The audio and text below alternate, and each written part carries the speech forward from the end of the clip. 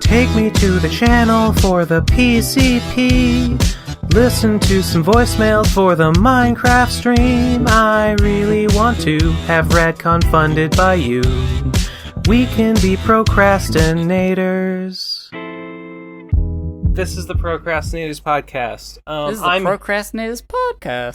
This is the Procrastinators podcast. This is the Procrastinators podcast. I'm Ben Saint. Here is Give and Take. Yep. And we've got here I am. Simsie today is with us. Simsie, at Simsie Fart on Twitter, is a self-described, what is it, artist who likes drawing lips and boobs? Yeah, something like that. And flanged. Yes. And flanged. I bought into the meme. I bought into the cryptocurrency. It's a great meme, and I'm honestly a little sad that nobody else made a flange sona for themselves. Nobody cares. Well, I think it's because your Octopus Hermit is the only one. Fucking profile picture on Twitter is hideous. It's so terrified. That's what's cool about it, you fucking idiot. It's you so fucking rude. Ben, it's so abrasively vile that it's put everybody off of contributing to this fucking meme that you it's generated. Like, oh god, is that what being flanged means? I don't know, man. I don't know about this. Yeah, you saw the monkey. You know what it means to be flanged, and yet it's simply the most desirable state. I don't understand. Well, you have to be a man. You have to be a male to be flanged. If you're a fucking unflanged... Females can't have flanges. If you're that's what you think. If you're an unflanged human, then yeah, of course you fucking see a flange, you're like, ew, but like that's just the sign of the unflanged, is that you don't fucking appreciate. Sign of the unflanged. It's the mark. God. It's the mark of the beast. The mark of the beast is being unflanged. The sign it's of the mark of either an imbecile or the unflanged. The sign of the unflanged is like an Animorphs book title. Oh my god. And I don't even read those. It just feels like the sort of thing. I retweeted that meme from the Animorphin Time Twitter of the cover of an Animorphs book, but it's Rick turning into Pickle Rick. Oh. Oh, that one fucking did me a chuckle. That one really got me. I haven't even thought about Rick and Morty in such a long time. Rick and Morty's just been absent from my cultural perception for like a year now. It's not about Rick and Morty. It was about I'm there for the Animorphs content, and there I see the cover of an Animorphs book, and I'm like, yes, this is what I'm interested in. But the twist is, what if it were Rick and Morty? And then I remember, Rick and Morty. Haha! What a time in the zeitgeist that was. What a blunder! What a blunder! Did you see that Justin Roiland was bullied for making a Rick and Morty NFT, and then he was like, geez, guys, geez, on Twitter. He was like, legitimately, geez. I saw that he was making an NFT. Okay, but did he get bullied out of it? I don't know whether he got bullied out of it, but he was bullied, and he made a sad tweet about it. He should be bullied. It's like, I can't. This is why I can't deal with Twitter, you guys. And then I don't know what he did after. I saw that. I saw that fucking weak shit. That fucking weak pussy coward. That piece of shit. I hope he fucking dies. Fuck that guy. Nah, fuck him and his NFT. He's rich. Who cares what he thinks? Yeah. Exactly. I think you're agreeing with me. I'm not sure.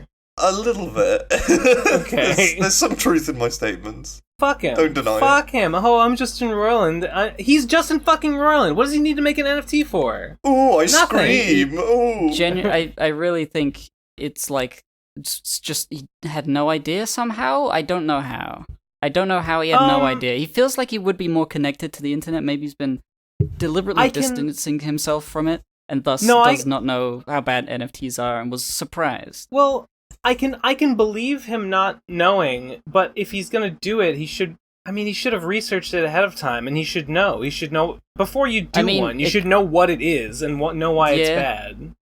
All that I care about is that he didn't do it. He was bullied out of it. I've got to make a confession here. When I first heard of NFTs and I didn't know any of the concerns around it, I was like, I'm gonna make one of those, and I didn't. Well, we're all born knowing nothing, right? Exactly. Yeah, I don't like blame people like I don't for blame not- him. for- I don't blame or- him as long as he didn't go through with it. As long as he didn't fucking make that devil's bargain.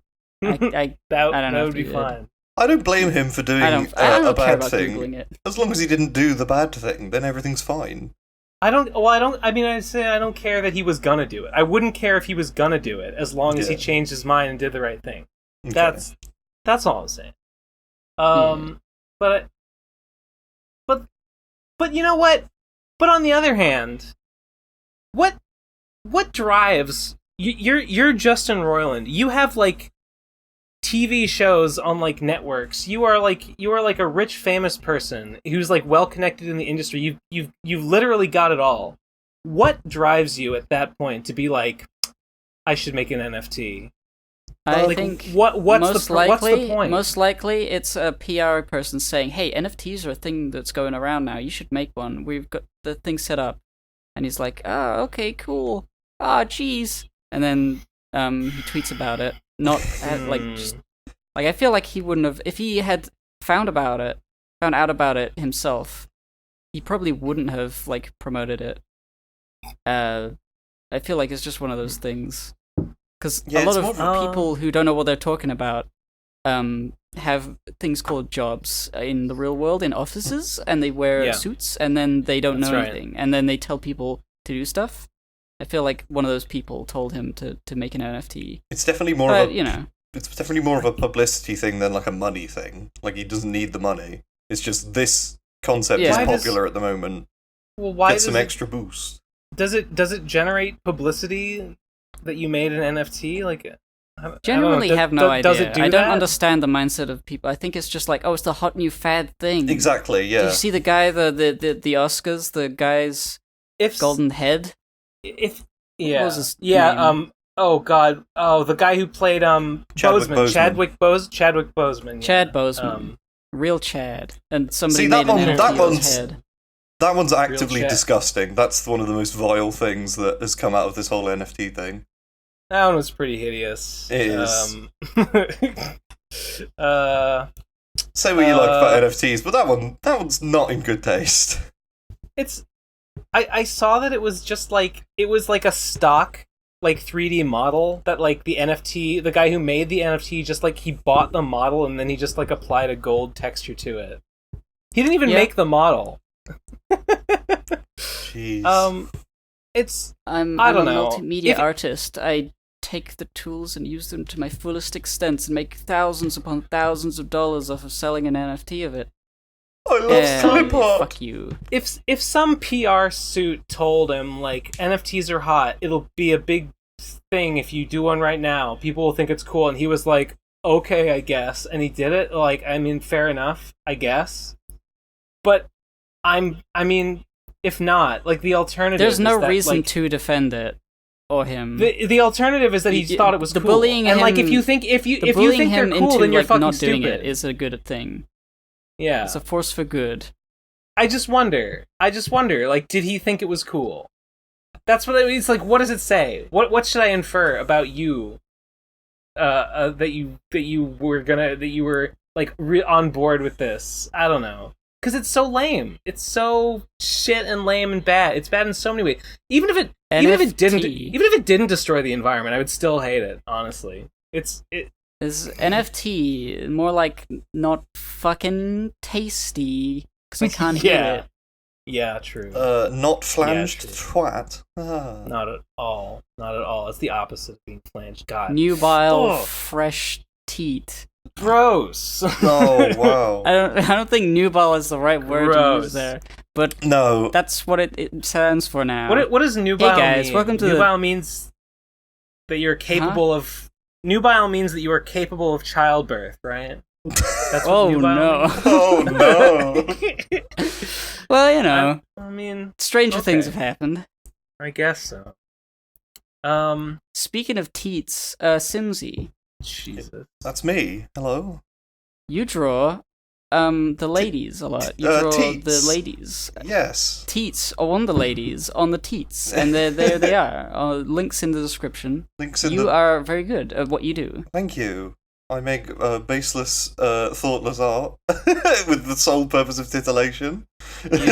you do the cash grab fan art, pick a popular character, cash in on their existing fan base, draw them looking sexy, rinse, repeat. You've done me there. You're right. It's true. Rinse, repeat. I see you do it, and like I know what you're doing, and like it's fine. I get it, but like yeah, you're a guy. You like to draw. It says right in your bio. You like to draw tits and lips. Why not draw them on Nico Robin or I don't know Tubi or like whoever is fucking trending right now or Goku or whatever or whatever. Yeah, it's so easy. It's like cheating. Yeah. It's not fair. It really is, and that's why you've got like 10 times as many Twitter followers. But really, as me. What do you like? 40K? I used to hate that. Like people who would just do whatever is popular and make bank off of it, and usually tits are involved. I'm like, damn it, I don't want to do that. But if I did want to do that, I'd be jealous. I don't realizing that I don't actually care to do that art means that it's fine. People are just making money. I'm under the impression that you kind of just genuinely like doing it. Yes, and like you're not like suffering through the process. I'm just doing this cynically to fool them all. No. I would still be drawing tits if like commissions were not a concept in this universe. I would still just be like drawing tits and posting them online. Like it's not purely for the money and the followers and the fame. I just really like doing it. I never disliked it because it was like a cynical thing. I was just sort of like, oh damn it.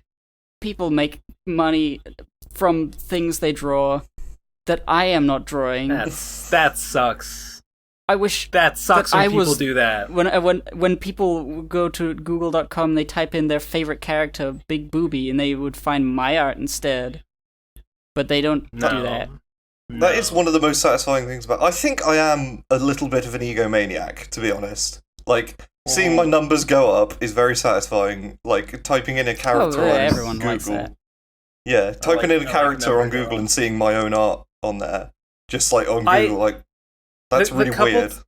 The couple times that I had I've done a couple pieces of fan art. Like I've never done like #1 result or anything, but I have a couple of old fan arts that I did that like if you Google Lisa.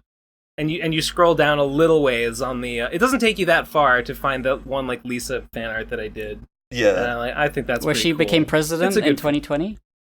Yes, where Lisa Simpson became president in 2020. No, the one with the game, with the guy. With Brad.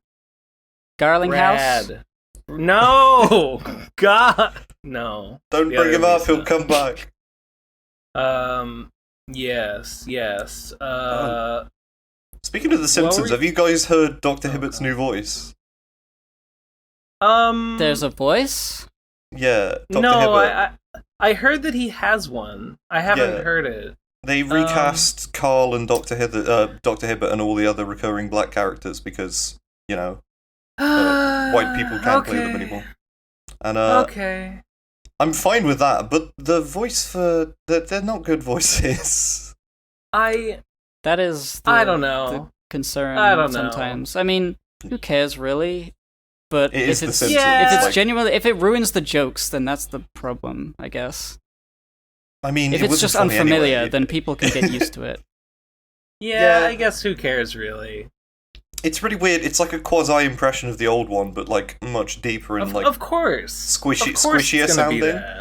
He's got that like whoa thing going on with his voice. You know what I mean? That's like a weird way of putting it, but he's what? He's got the what? Like hello, I'm Dr. Hibbert, like that. He sounds a bit like Mr. Bean, but like an American man. Jesus Christ. Yeah, like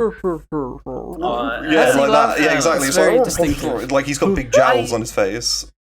Yeah. I think that the Apu thing makes more sense because Apu is like a specific like ethnic group and like he's like from a country and he has like a linguistic accent. Dr. Hibbert and Carl are just like American dudes. Yeah. I don't know. I don't know about the thing that with one. Is it whatever? The thing with it is there's the aspect of like the character matching like the voice actor matching the ethnicity of the character being portrayed. That doesn't matter because voice actors are talented. The actual issue that was like nobody really understood because the surface level of it's a brown character played by a white person. That's bad. Like that's fine. Yeah. It's just that there's less minorities in the industry or able to get into the industry as voice actors. I mean, is that all characters could be black voice actors if they're There's no reason some of them have to be white because they're played by white characters or the other way around. It's just like it should be It's not really that's the reason, Ben. It's not really that's the reason. It's the show is 30 years old and like made at a time when hired people. Yeah. Yeah. I think it was probably good. It's good if people of every stripe can get a fucking job. Yeah. Doing their shit. That's all fine and good. We should have the white characters, though. They should have replaced white characters with black voice actors. I just wanted to say the voices do sound really bad. It's just like my point. Well, I don't know. Yeah. What are you gonna do? I mean, if people are trying to do like an impression of a character that's existed for like 30 years, it's definitely gonna feel weird. Yeah, because it's not the same. No, yeah. I just watched the real Jims did a, him, the Simpsons, the simp tuber. Yeah. Yes, he did a character history video on Dr. Hibbert. Maybe that was why he picked him or something. Oh, maybe. There's not that much to talk about, really. Dr. Hibbert is not like Edna Krabappel or someone who has like a sort of like arc that's kind of like carried throughout the show. Dr. Hibbert has been like the same fucking guy every single time he's appeared. Wasn't there? He's never had like an episode dedicated to him ever. Wasn't there that one time there was like there was a mayoral race and Mr. Burns was running and he had his League of Evil like politician people, or maybe it was just some other like evil organization, and there was Mr. Burns there for one, but Hibbert was there. Hibbert was one of the... Are you talking about when Sideshow Bob was running for the Republican Party? That's what it was. Yeah. It was Sideshow Bob. And Hibbert was there. Yeah, that was I don't know why he... That was... I vaguely remember. Republican. Is that like some weird statement on like hospitals being secretly owned by political parties or something like that? Like biased towards them? I don't know. I think they probably just picked a bunch of like kind of upper crusty Springfieldians and we're like, we'll make them the secret Republican cabal. And you pick a doctor, you pick a lawyer, you pick the rich Texan guy. Though, you would think like Dr. Nick more so, wouldn't you? Dr. Nick, I could totally see Dr. Hibbert being a Republican. He seems like he wears fucking Argyle sweaters. He's got like his wife wears the fucking like shoulder pad suits. He's well to do. That's kind of his joke, isn't it? His joke is that he always says something totally horrible, but laughs afterwards, and so it's like silly how he's laughing about it. Mm-hmm. He was no angel. Maybe he's a really nasty man. Can't do his voice at all. Like that, yeah. Yeah, that's much better. I'm so bad at voices. I used to be okay, but now I just don't even try. Oh, the Palestinian-Israeli conflict? It's complicated. Oh, Homer. God damn it, I'm gonna get fired. Israel deserves to exist, Bart. Do we want to get into that? That's like the worst fucking Hibbert impression. We could. I'm flabbergasted. That was a really awful Hibbert impression. We'd try again. He sounds like There's a couple of injections into the spine. Oh God, I don't remember. I don't remember what he sounds like. He goes, okay. "No, Homer, let's get along with your COVID vaccination." Like that. That's better than mine. Right. There's war. There's war happening now. War. Yes. It was kind of Israel like, Lamau. Israel Lamau a week ago when it was on Monday, I think everything kicked off when there was like the attack on that mosque and those people praying, and it was like the Islamic religious holiday, and then Hamas retaliated by firing rockets, and then Israel jumped in, shot back, and it's like, okay, it's a big old thing. Is that initially? Is that what incited the Hamas rockets, the mosque attack? I mean, I missed that part. I forgot. I think that was the initial like spark. That's the first thing I saw was like there were people praying, Arab, Muslim is the word. Yes, the word. You got it. During a religious holiday, at one of the most is it Ramadan? One of the three most, I think maybe. Is it Ramadan? I think I remember that word. One of the three most important like places for Islam, and it was tear gassed by Israeli police at the time for seemingly no reason. I didn't know what was going on. Yeah. I still don't really know, but yeah, tensions between like Jews and Arabs in the area have been high and up and down for generations almost. It's not. Yeah. Ramadan ended May 12th, so yeah. So there's like the basic gist is, from what I understand, is the Israeli Prime Minister, who I forget his name, Netanyahu. Yeah, he's like a far right ethno nationalist who is very that's anti-Arab, and so right now him attacking in such force is I guess good for his party, because it's like because Hamas is firing rockets, he can get to say, "Oh, you need to keep me in power, and because I'm defending you, citizens. Yeah, these terrorists are destroying us, and if we don't blow them to fucking kingdom come, they'll come and get you. Vote for me in the next election, lol." Lol, nice. Yeah. So it's like sounds about right. It's pretty bad.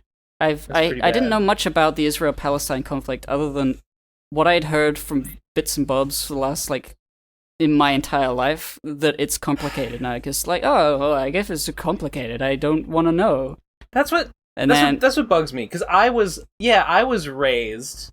I was as a kid, I was told that that whole Israel-Palestine thing. Oh, it's an ancient battle that's been. It's like the blood war. It's like the blood war between demons and devils. It's raged since time immemorial. It can never. It's an intractable conflict. Can never be solved. It will outlast all of us, and it began before anyone living today. Israel's like 50 years old, or it's like it was made within living memory. It's like a new country. It was made at the end of the First World War. I looked into the origin of all of it, and it's basically Britain's fault. Yeah. Because that land was occupied by Turkey during the First World War. Turkey stayed neutral for a while, but then due to some shenanigans, because they were upset at the Ottoman Empire being shrinking. The Balkan Wars previously were they lost territory, and they're like, damn it, we gotta make the empire great again. So they joined Germany. Nice. And so in order to fight off the Turks, the British enlisted the help of some Arabs who were trying to, from Arabs in the area, they wanted a unified Middle East, a singular nation. And they said, we'll help you fight the Turks, Britain, if you help us and recognize our right to this land. And the Britons said, okay, and then they fought together in the war. And then Britain was like, lol, no, actually, we're just going to carve up the land to our own against the benefit. Turks of the Ottoman Empire, right? Am I following you? The Turks were defeated. The Ottoman Empire was pushed back, and that land that was going to be like a united Arab era, like I can't think of the word to describe. It was agreements. There was stuff on Wikipedia about it that I read. That's basically all I did. Is I just looked at Wikipedia for like 3 hours. But then Britain and France secretly had been talking. All right, so we're not actually gonna like recognize their statehood. Radcon 5. Radcon 5. Gibbon takes lecture on the Israeli-Palestinian. Yeah, this is really in depth. It's just Wikipedia. It's so easy to find. I could fucking do a lecture on it. It'd be funny. Do it. But so like Britain and France, it was just like, let's cut up the land. We're gonna make Jordan here. We're gonna make Lebanon. We're gonna make Palestine. Cut the land into these sections, and those are the countries in that area now, for their own benefit, to like for trade or something. Colonies. I don't remember exactly what the reason for cutting it up. Obviously, it was beneficial for them. They just said, we're not going to honor the promise to you Arabs. And I think that carried over into a different separate agreement that was made by Zionists and the British government at the time to make a safe haven for Jews in Palestine after the First World War, because the Jews were going to help fight in the war if they agreed to that, and they made an agreement.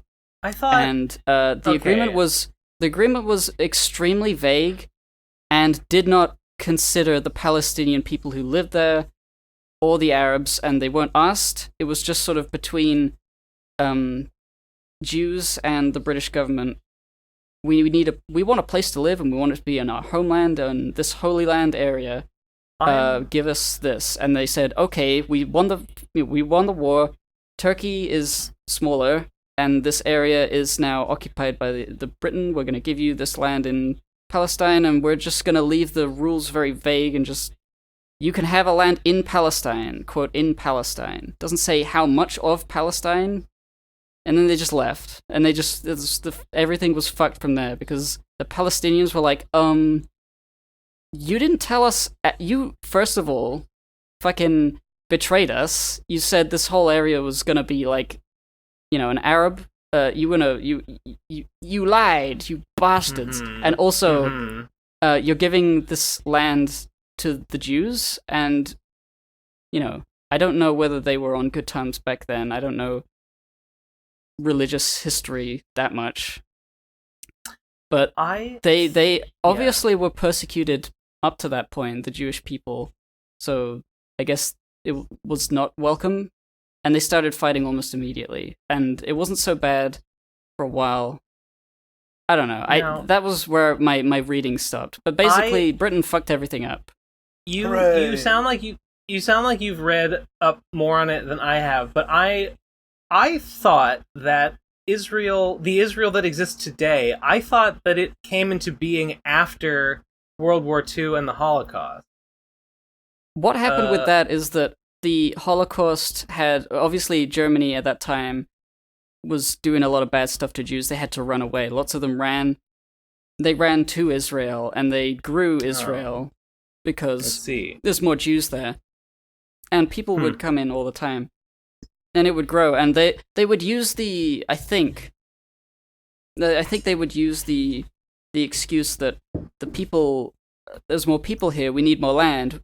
Hey, Palestinians, we're going to take more of your land now, and you're just going to give it to us, and there's nothing you can do about it because we have the backing of the West, because current day, the US backs Israel a lot, specifically because it is a good jumping off point. As a good jumping off point to bully other places in the Middle East with military power, because it's a very powerful place. Have you seen that old clip of like somewhat younger, like weirdly balder Joe Biden, like ranting about Israel? in front No. of I think there's a clip, there's a several minute clip of him. He's like banging his fist and he's like shouting and he comes off as extremely like aggressive and like thuggish almost. And he's like, if we didn't have an Israel, America would have to invent an Israel to protect our interests in the region and stuff like that. It's like, oh boy, now here's a guy our who interest really in the likes region, Israel. Our interest in the region, meaning quick and easy access to bullying Arabs out of their oil. I don't think it's that's all entirely about oil. It's not entirely about that, like but foreign policy relationships. It's about foreign policy, whatever. but ultimately foreign policy is dictated by resources that the US and the UK to some extent. I don't know exactly what they have not like the what was that thing? There's like a call for a ceasefire, the UN, but the US didn't back it. Everyone else did, including the UK. So I don't know exactly what the UK's relationship is. But yeah, it's a foreign policy thing, but a lot of it is dictated by resources, oil, other things, uranium that you can mine. Are you still learning capitalism? Arabic, by the way? Capitalism's the problem. Capitalism is the problem. True. I did stop. I just fell off. I like it. Fair. It's a cool language, and I want to learn how to write it, like calligraphy style. It looks so cool. It's a really cool looking language, written. I do remember a lot of the little the quirks of writing the letters, where like there's a shape that is like one way when it's at the first letter in a word, and then another way when it's like the middle letter in a word, and you can recognize the similar like swerve of the ink, and it's like, oh, that's a je sound, that's a je, and if you put a dot about it, it's a j sound, stuff like that. How are you feeling, It's by cool. the way? Feeling? Have you recovered? Oh no, I feel terrible right now. Nice. Oh. I was gonna talk about it, but I need to pee, so I will be back in a second. Oh my god. Ah, yes. Okay, Simsy. Let's talk about what a fucking nerd Gib is Uh, for doing research and reading up on history and shit. She knows things I don't. I have nothing to contribute. I didn't go that in depth with it. I'm just a basic bitch. I'm just your basic bitch. I see some fucking ethnic cleansing on my Twitter timeline. I say, I don't like that. Exactly. I saw a headline and I was like, "Oh, that's bad," and then I haven't seen anything else again. Wait, I did make that. I made a. Since I was fucking around in Game Maker, I made a quick and dirty edit to my game to record a little footage of Phantom Horn destroying Israel. Oh my god. That was a bit. Why? That was great. I mean, I understand the sentiment is funny. It's yes, Israel is laughing. being bad, but like the idea of like destroying it with a sword slice. I was laughing so hard explosion. as I uploaded that. Just imagine you sat in your dark room, hunched over on your keyboard. It's pretty edgy. And then you click that edgy. You click done after importing Israel.png to Game Maker. I would do the same thing for America. You think I won't have Phantom Horn slice America in half? I'll do it. I get it, but like I think it's annoying, but it's true that like there's a lot of actual anti-Semites who just hate Israel for stupid reasons, and they would want to kill Israel and Israelites and Jews. And so people get confused a lot. It's annoying. Well, there's very clear difference between criticism of the actions of a prime minister who is a far right guy. And an entire ethnic group. I did get one or two people mad at me in the replies. But like it's a country. It's a country, and countries aren't people, and countries are bad. States are bad, and they should be killed. So, like, I don't know. Fuck it. Insert any fucking country you want in there, and it's fine. It's always correct. It's always moral Merry old to kill England. a country. Yeah. Fuck 'em. Slot in merry old England. I do like the design of the flag, but I will destroy it. I will kill everyone It's present. aesthetically pleasing. Give me put the England in there, and I'll have Phantom Horn just neatly slice Northern Ireland right off of it. Freedom. Freedom. Well, I mean, Northern Ireland that isn't means- in England, Ben. That's not part of England, you fool. Wait, is that? It would just Am I be like stupid? I thought Northern Ireland was part of England. And It's part of the United Kingdom. England is You're the the United bit Kingdom. that's England. oh God, you're right. England You're and right. Scotland and Northern Ireland and Wales to some extent. I was just thinking, like, you could do like a whole political series of Phantom Horn destroys X, and it would be like, oh, Brexit, like slicing the UK off from Europe. from the EU, yeah. It's like, oh man, commission me to have. You can have Phantom Horn slice anything you want in half. Unironically, could be like a Patreon reward. I mean, $70. I mean, shit. Yeah, I can. When the game's done, I can release a custom version. Patron me $100, and I will release a custom version that just has. I will put anything you want in there as the final boss. I don't know about anything you want. Anything you want. Anything. It's yours. It's done. But This could backfire heavily. No. I'll just pretend someone else did it. I'll pretend that they hacked the game. Somebody modded my game. They modded my game against my will, and I didn't consent. Should we go back to Gibbs' health for a second? Sure. Oh, yeah. Yeah, I mean, I sound alright at the moment, I think. But last few days, especially, have been agonizing, and I don't like it.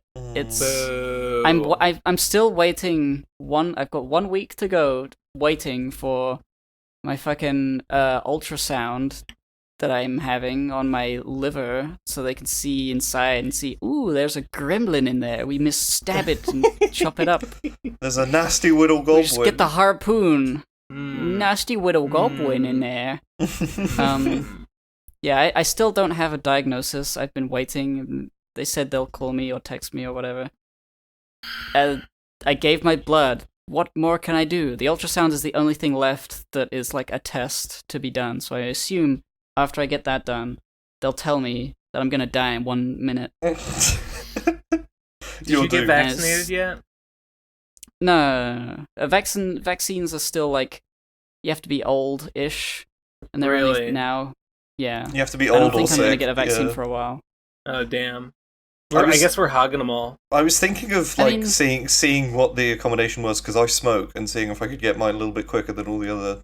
Like, I've heard young that people. some people have gotten moved up the list because they smoke. Yeah. Yeah, but Fucking You cool as should, hell. yeah, look into that, definitely. Cigarettes are so fucking cool. no, they're They're not. so fucking good for you. Man, Nah, dude. I'm so Nah, ruthlessly dude. addicted to them. I literally just like put on my coat, went out in the rain earlier, smoking.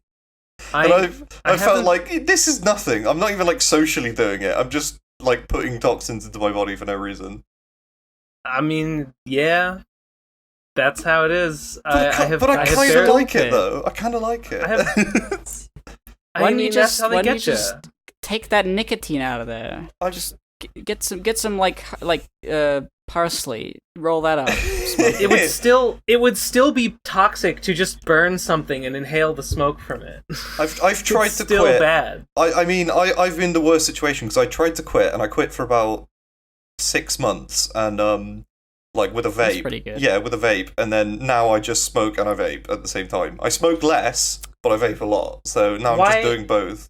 Why didn't you just not buy any more cigarettes and just vape instead? That's what I did for 6 months. Oh, okay. And then like I went to like the pub with my friends during summer, and they were like, oh yeah. "Just one, my friend," and then it happened. Oh, I have, you must kill them. Yeah, I have pretty much. I have not smoked or vaped like hardly at all for months now. I will occasionally, like, a friend will offer me a cigarette and I will smoke it, but like I've been off smoking for long enough that like it doesn't like it doesn't give me the fucking shakes and I crave it anymore. I'm just like, I'll smoke one, and then I'm like, okay, well, I'm not.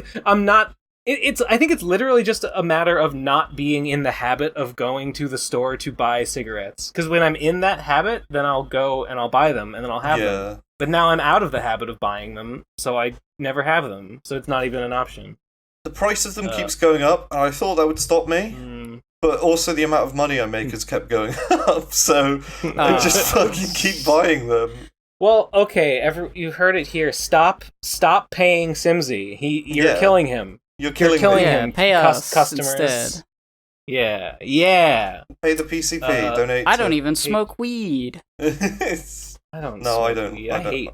I hate weed. I've only smoked weed twice, and I had a horrible experience both times.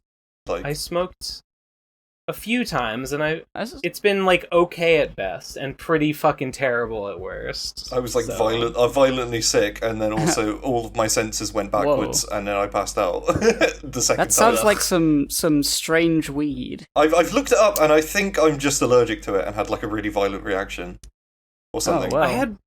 I had one time that I smoked it that I thought maybe there was some other stuff in what I smoked, because this one time that I had like a really intense, like, physical body high that felt like a nightmare, and I wanted to scream. That's probably just more accurate. Like that's not normal. Yeah.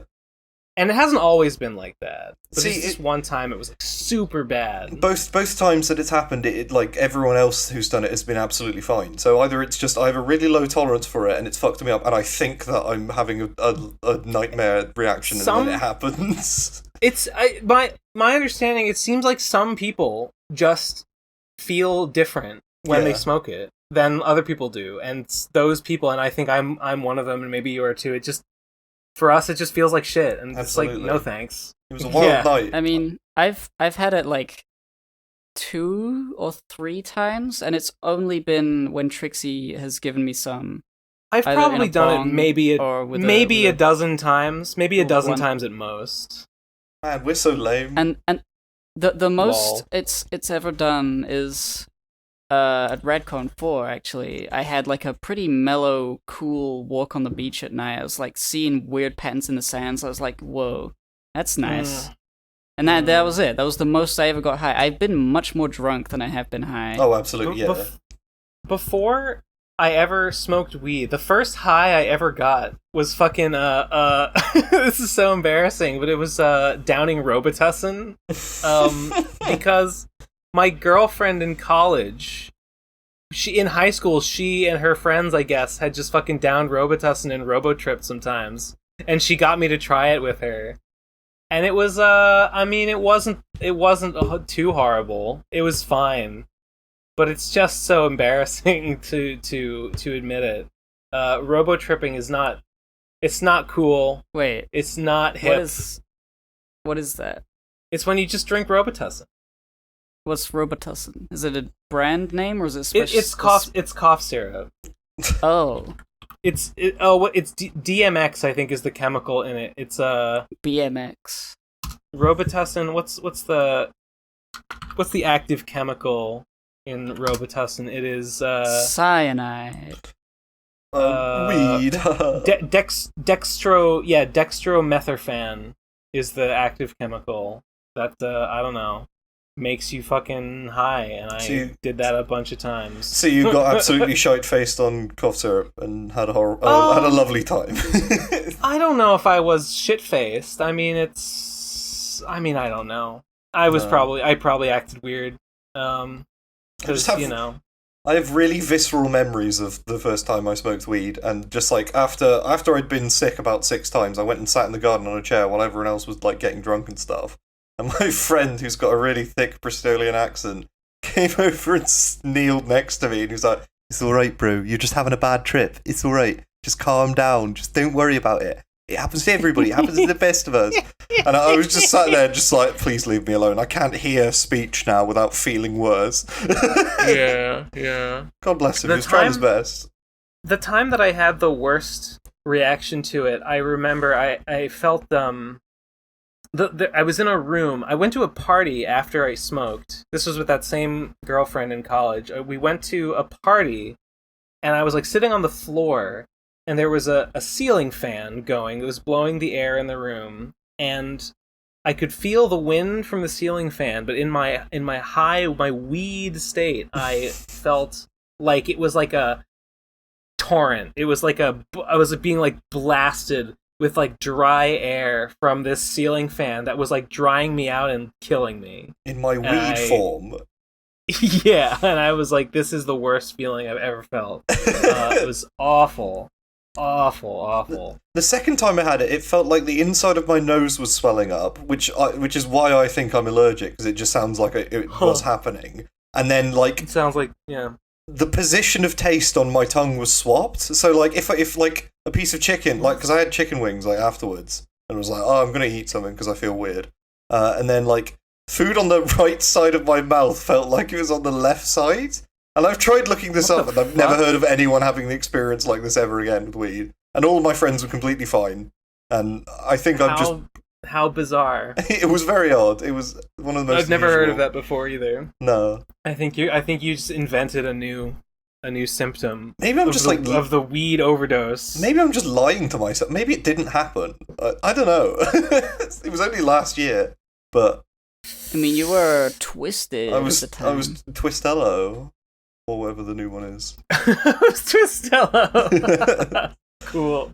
Dude, that's so base. Oh, dude. We should paint a mural, dude. Hook me up. Introduce me. You gotta get those connections. Oh, do you want back to the Gib? Okay, yeah, sure. The Gib, like, is dying corner. Sure. Aside from all that's happening, a new complications happened. Nice. Unrelated, I assume. I have an ear problem now. Oh. I think it's nothing serious. Sorry. I'm just so bored listening to other people's problems. Ben, that's so awfully rude, you nasty man.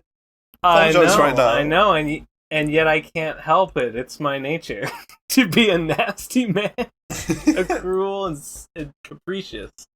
Continue. So what is it? Just some sort of like ear pain, or like you can't hear properly? No.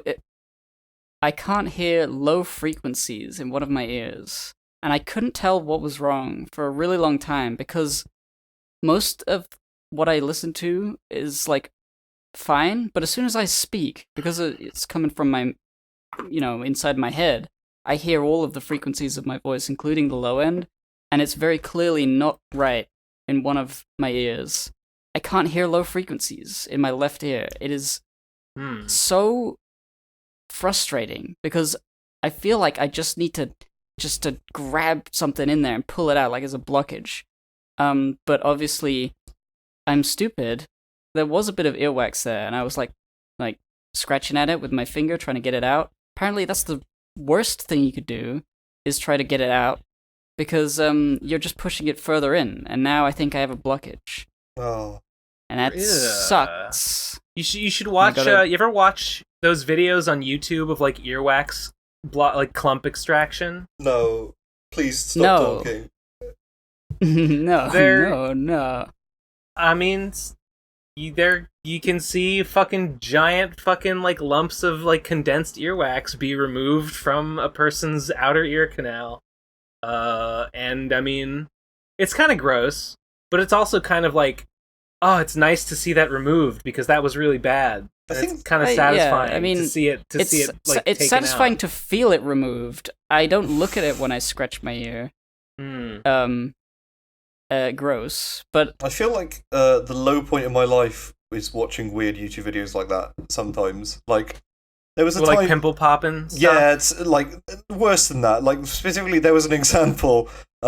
Like I was drunk and I came home from the club with like my friends, and like I went upstairs to bed because I was like, I don't want to talk to these people anymore. I'm spent. I'm done. I'm gonna be an introvert.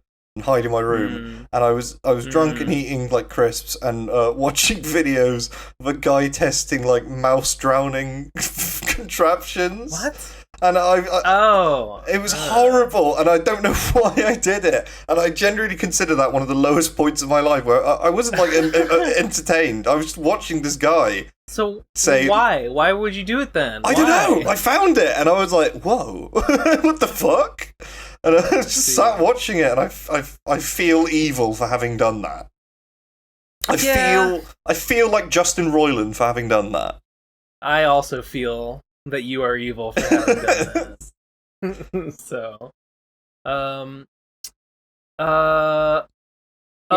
the real point is just that it's because like yesterday I was feeling so bad in the morning and the night before that I could barely like I think I was like super dehydrating. Something going on with my liver is causing me to like dehydrate really easily and very difficult to rehydrate. I've been drinking loads of water and it hasn't been going in. It's like frustrating. And I was so cracked and dry and dusty. I felt like I was going to turn into dust.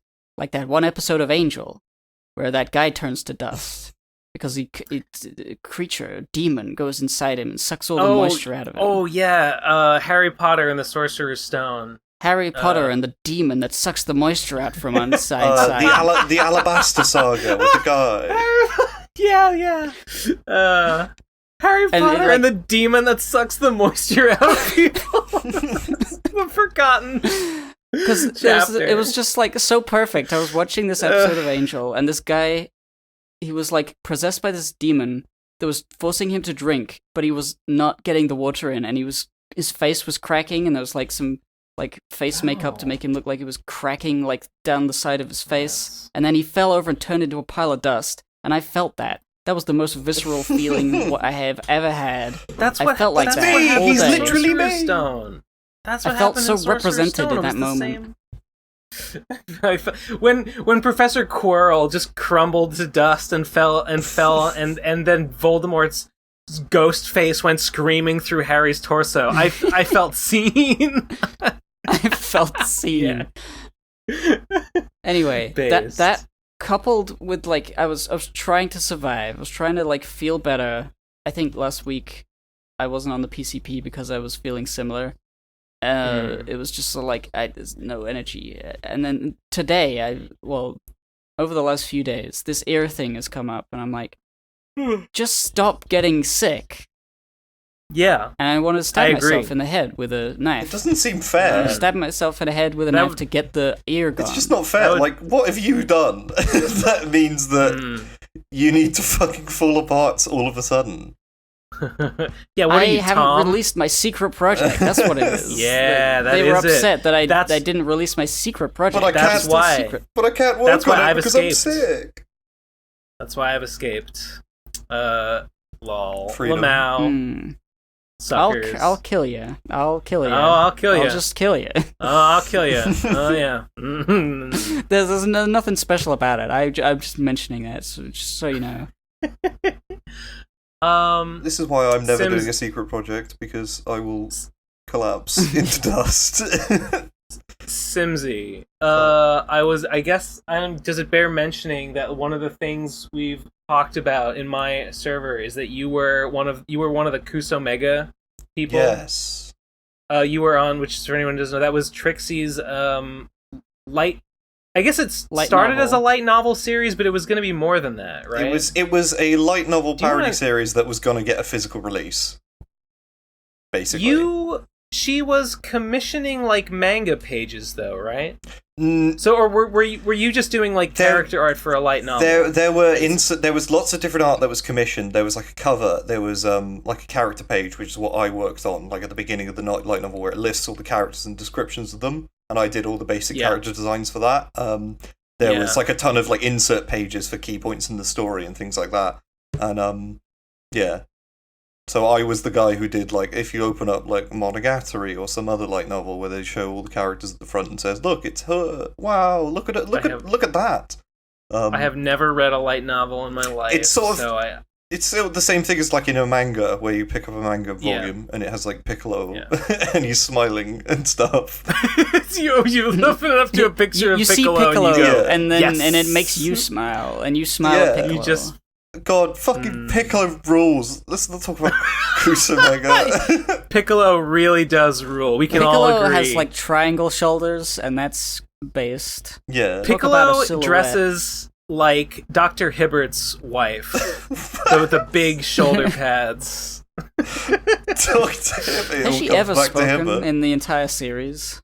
Yeah, she has a name. I think her name is like Janine. Is Vivian from The Fresh Prince of Bel-Air? She does look like Vivian. She has spoken before, occasionally. There are. Since I watched the Real Gyms episode, I guess there are rumors of infidelity. I guess there are rumors that Dr. Hibbert's been fucking around with his I don't know, what do you call it? Secretary or whatever. It's all concubines. His catamites. But it's all unsubstantiated. Never had an episode. Dr. Hibbert. Never had an episode about him. He's like everybody knows Dr. Hibbert. Never had an episode. Comic book guy has had an episode. Dr. Nick's had episodes. Yeah.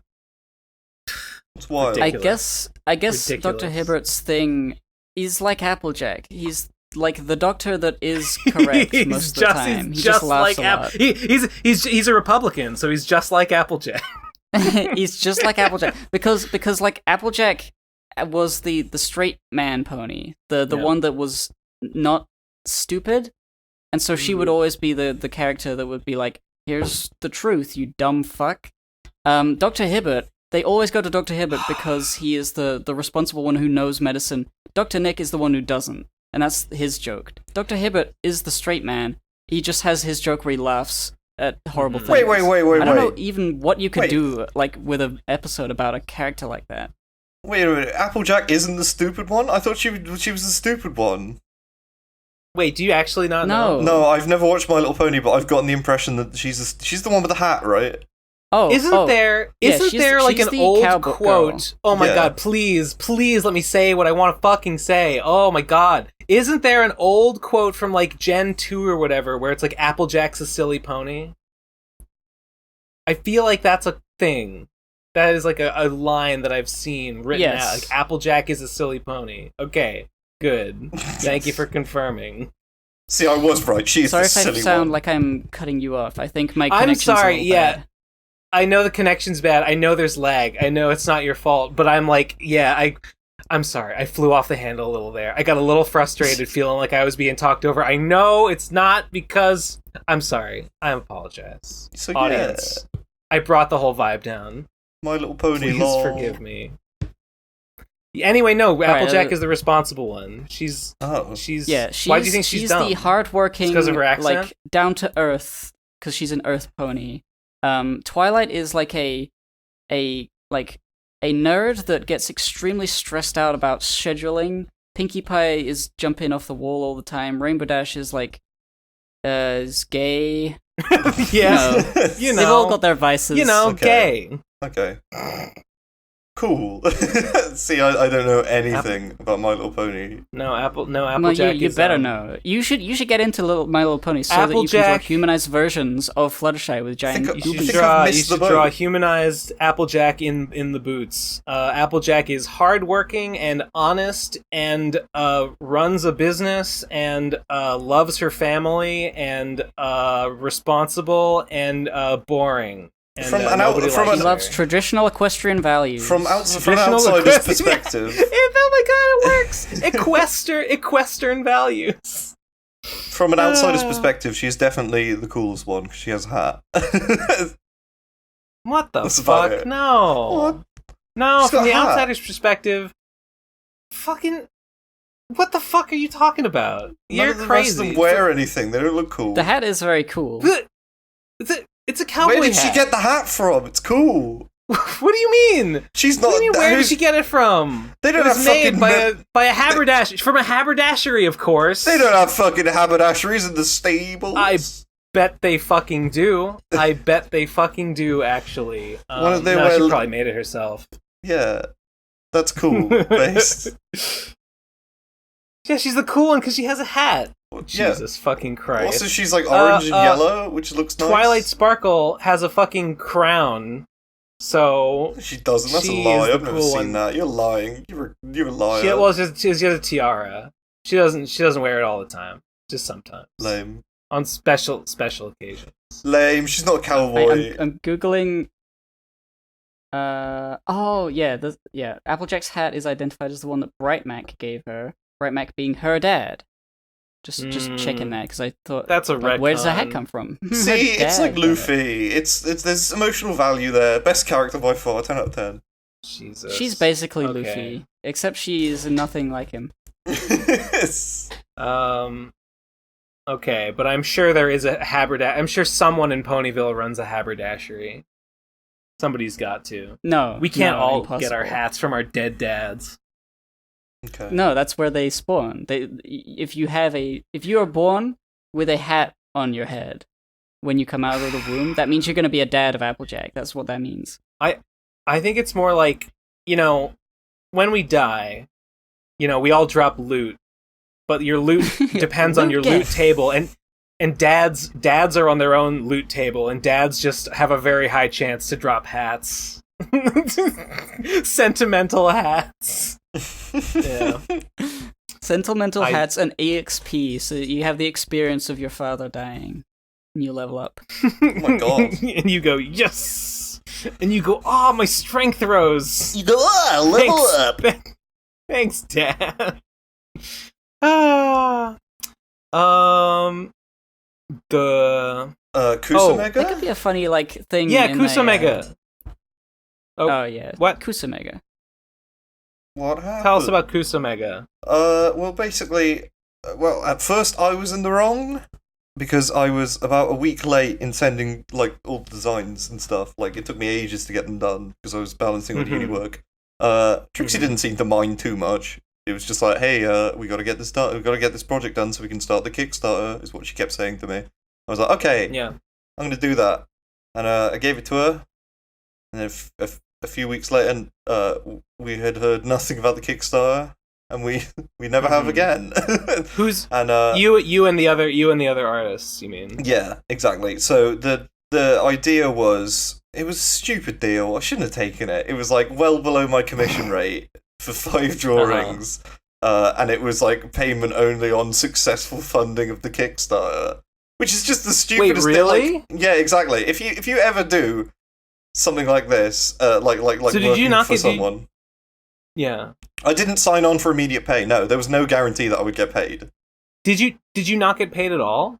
No, I did get paid in the end. What actually happened was the Kickstarter was basically cancelled, and then she just paid all the artists out of pocket. But it took a while, and apparently I was the last artist to get paid, and so she just forgot apparently. And I'm pretty sure everyone else got paid. And it took me making a post on Twitter saying any other artist for the Kusamega project, please contact me, that, vague and mysterious. Yeah, I saw that. I remember you replying to it and saying, "What happened?" I was curious. I was mad. I was mad because I saw that and I just inferred why would somebody make this tweet? Somebody didn't get paid for their work, and that makes me mad. And when it's someone I know, I'm like, don't do that. I mean, it was stupid. I was a big fan of Trixie at the time, and I was watching all their videos, and then it was I'm making a light level, and artists can sign up, and I was like, hey, I do that. But it wasn't even that, because I had done the first light novel chapters that she released on YouTube as an audiobook. I drew a piece of fan art for it and sent it in, and she retweeted it. I was like, that's cool. And then immediately as soon as I was messaging her, I was like, hey, I want to work on the actual physical release project. And she was like, I was like, can I do this page? Because it was a big list of all the different parts of the book that you could work on, drawing a specific scene or something like that. And I was like, hey, can I do this one? And she was like, actually, I want you to do all of the character designs at the beginning of the book. And I was like, oh Jesus. But I did them slightly late, like a week or 2 weeks late. Sorry, and that's bad. Don't be late, people. But and then nothing for months, and then project was canned, and like. So the reason why I signed on for basically no guarantee of pay was because I was such a big fan of Trixie at the time. So I was literally doing the parasocial fucking. Oh, I like this person. I trust them. So parasocial of you. I was dumb. Cringe. I was stupid. Cringe. You got Dr. Wolf. Yeah, dude. is that You got Dr. Wolf. You get Dr. Wolf. He's still at it. I got the money in the end. It's fine. Yeah, true. Yeah. Dr. Wolf is still at it. I saw a Reddit post that someone made being like, guys, I think Dr. Wolf is stealing our theories for his videos. And this is like a recent post, like 2 weeks ago. People are still like upset. Although, I feel like that's common practice, right? For YouTubers to churn out content. They just go to a subreddit and just like regurgitate some shit they read on a subreddit. Oh yeah. And make a list of it. Yeah. Yeah. So I don't know. That's common practice, so I think that guy might be disappointed. The One Piece community on YouTube is a nightmare of just regurgitating nonsense in evil bile and stuff. It's just not good.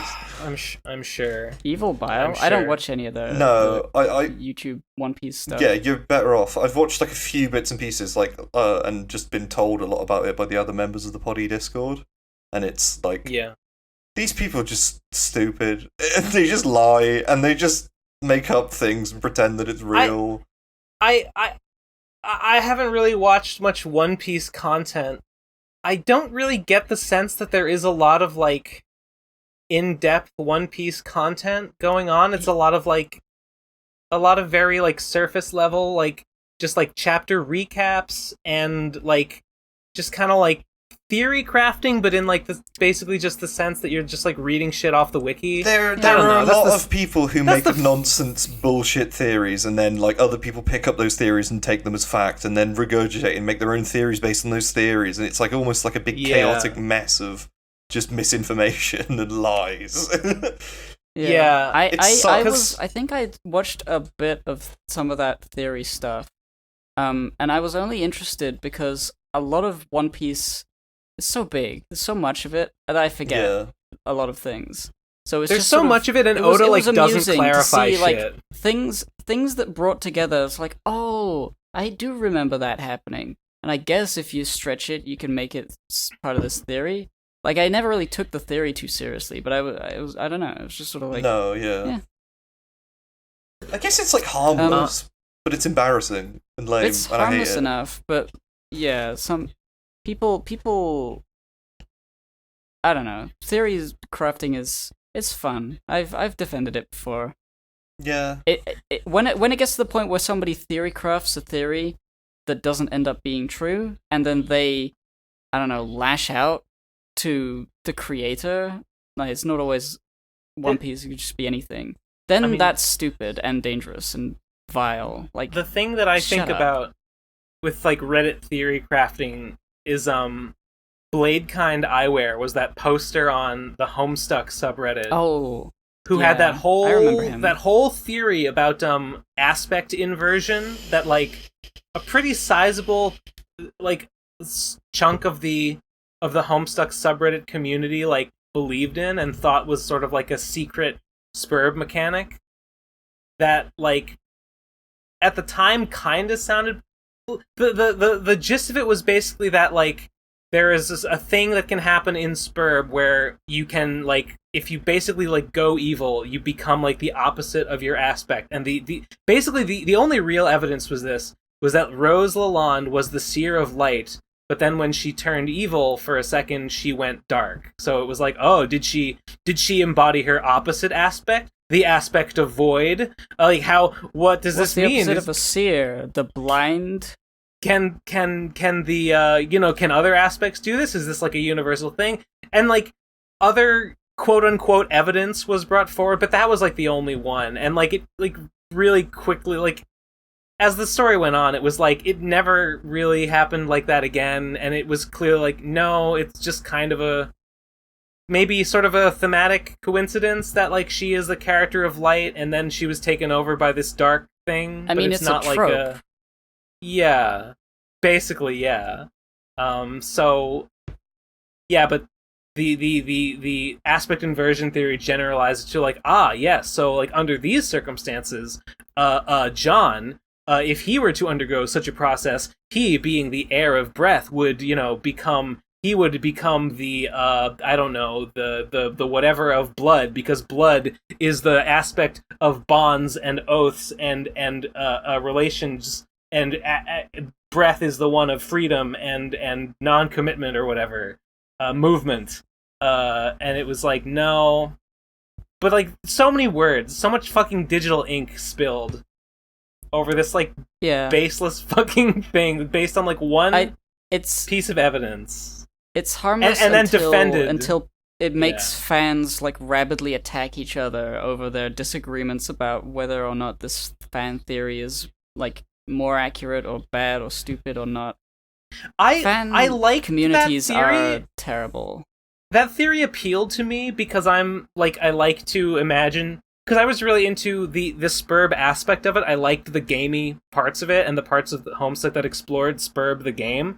So the idea that there was like all these hidden mechanics of the game going on that like were influencing the plot, I found that really interesting.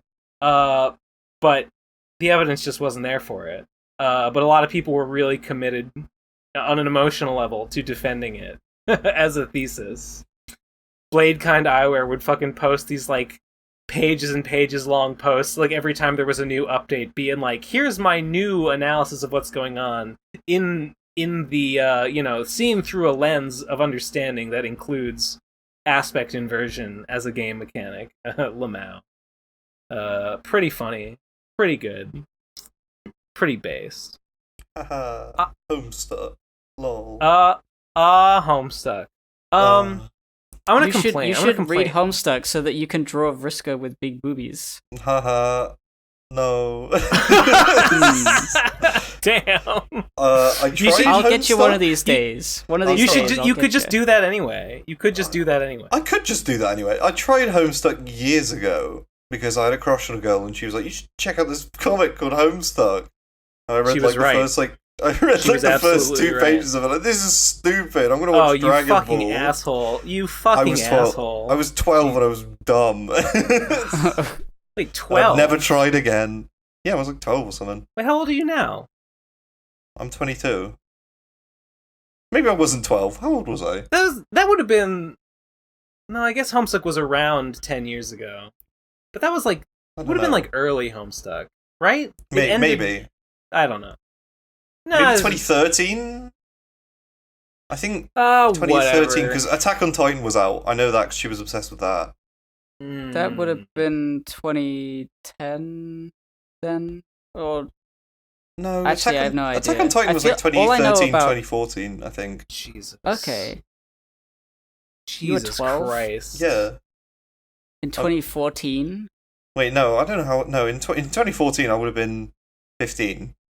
Well, there you go. Okay. Yeah, I was... I don't fucking remember when I tried to read Homestuck. What are you talking about? I was like 1. I read the whole thing in my sleep because it was like Mozart. You plug the baby into the Mozart, aka Homestuck discography, and then watch them grow. If you asked me to list Homestuck characters, I'd be like, John Egbert, and I know him because he's the main one, and then Vriska, and I know him because of you, Gib. I know her because of you. That's my greatest contribution to the world, is to tell people about Vriska. Before we move on from Kuso Mega, I want to complain. I want to complain about Trixie just for a minute, just for a moment. I want to point out something that has been bothering me. Can it be done? It can be done. I can do it. I haven't mentioned this, but I feel like I want people to know about it because it's really irritating.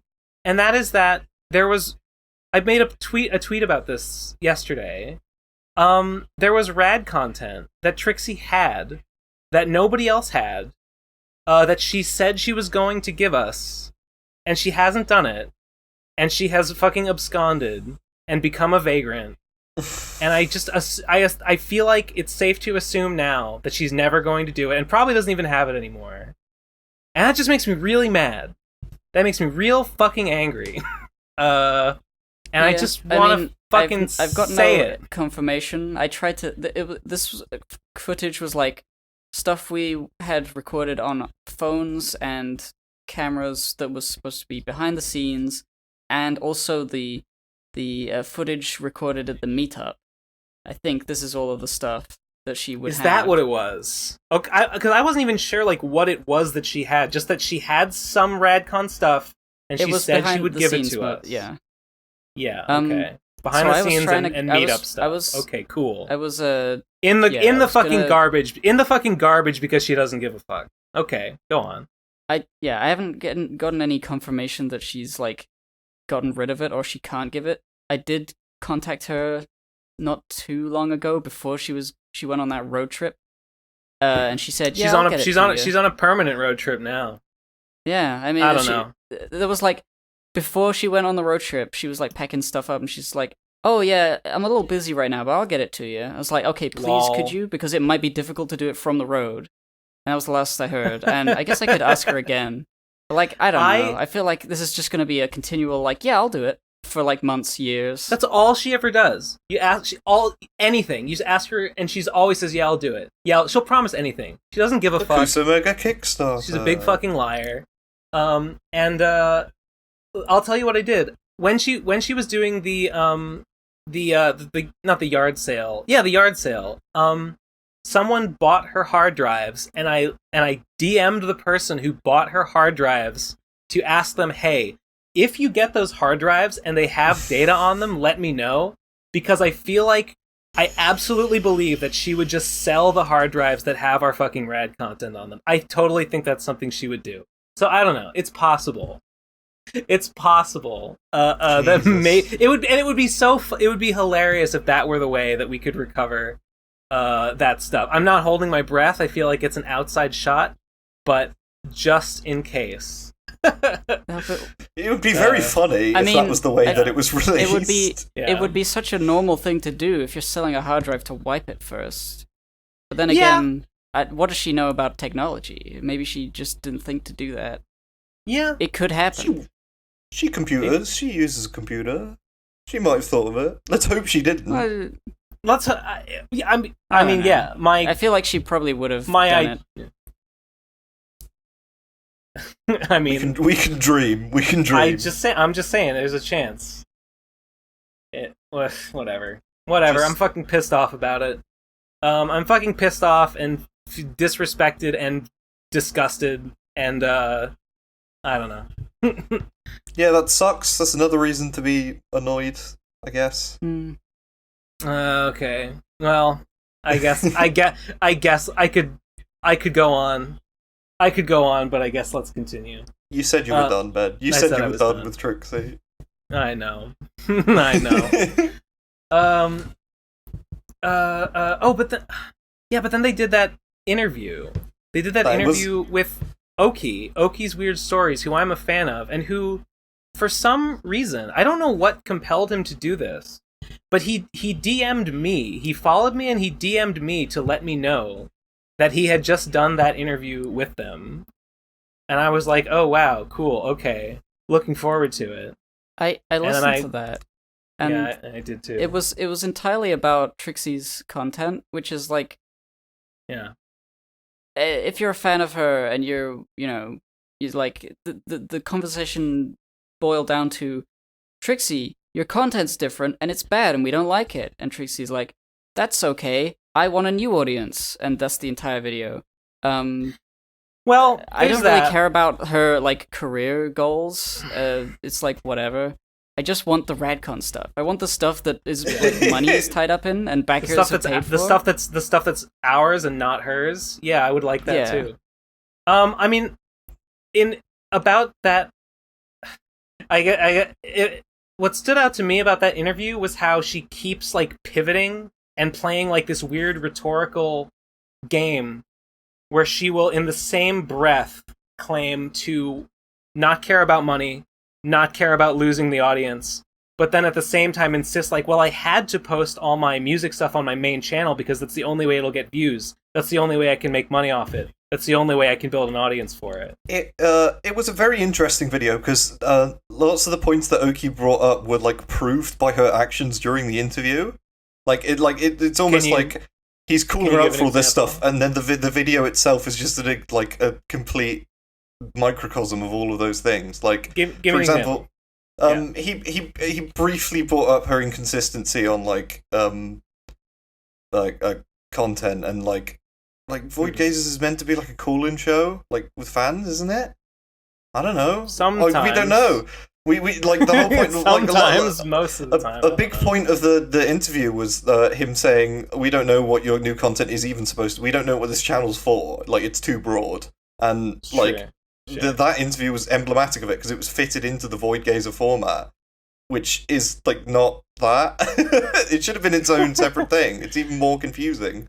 You know, you're right. Yeah, I guess that's true. I don't know. It's probably not the most solid criticism, but that yeah, was why? interesting. Yeah, why? I feel like why is this a Void Gazers? I guess I agree with that. It's odd. I don't know. I feel like her answers were like they maybe were confusing, but her like goal seemed pretty clear. I don't care about appeasing my older audience. I believe somehow, for some reason, that what I am doing now will create a bigger and newer audience that will make me money, and I just need to get enough people who just like whatever it is I do. Exactly, yeah. And I'm like, yeah, that's okay. That seems pretty clear. If you believe that, I guess. I see her perspective, rational. but she's wrong, so... She is wrong. We can all agree on that. I hate her. I fucking hate her. God damn it. I don't know. I'm so fucking mad. Guys. I'm sitting here Release before you. The red cut. Hands on the table, hands to God, heart on my sleeve.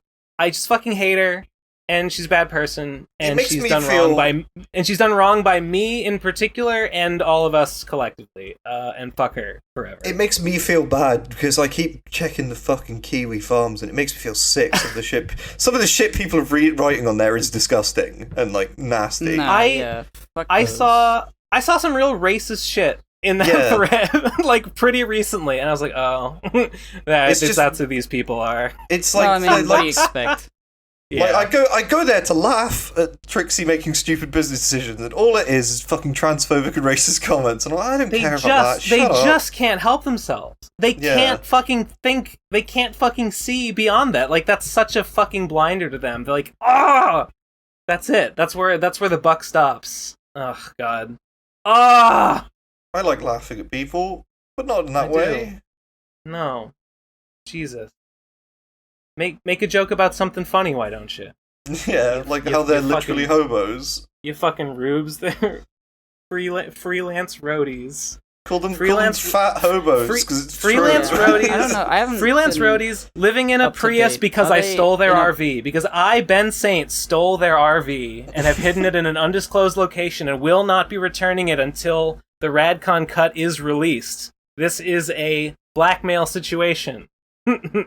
we must have an exchange. Ben, you can't afford to hide an RV. You can't afford to find a place where you can hide an RV. Come on, man. Not unless you donate to me at patreon.com/bensaint to fund... We did it, boys! fund my whatever parking space for the RV until the exchange can be coordinated. Oh man, what were you saying? What were you saying, Gib? Oh, I don't know. I forgot that the lag was like. Oh, sorry. Leaving me in the dust. I didn't know what was happening. People. I'm sorry. I'm seething. I know it must come across like I'm just fucking coping and seething, and you know what? I am. I absolutely am.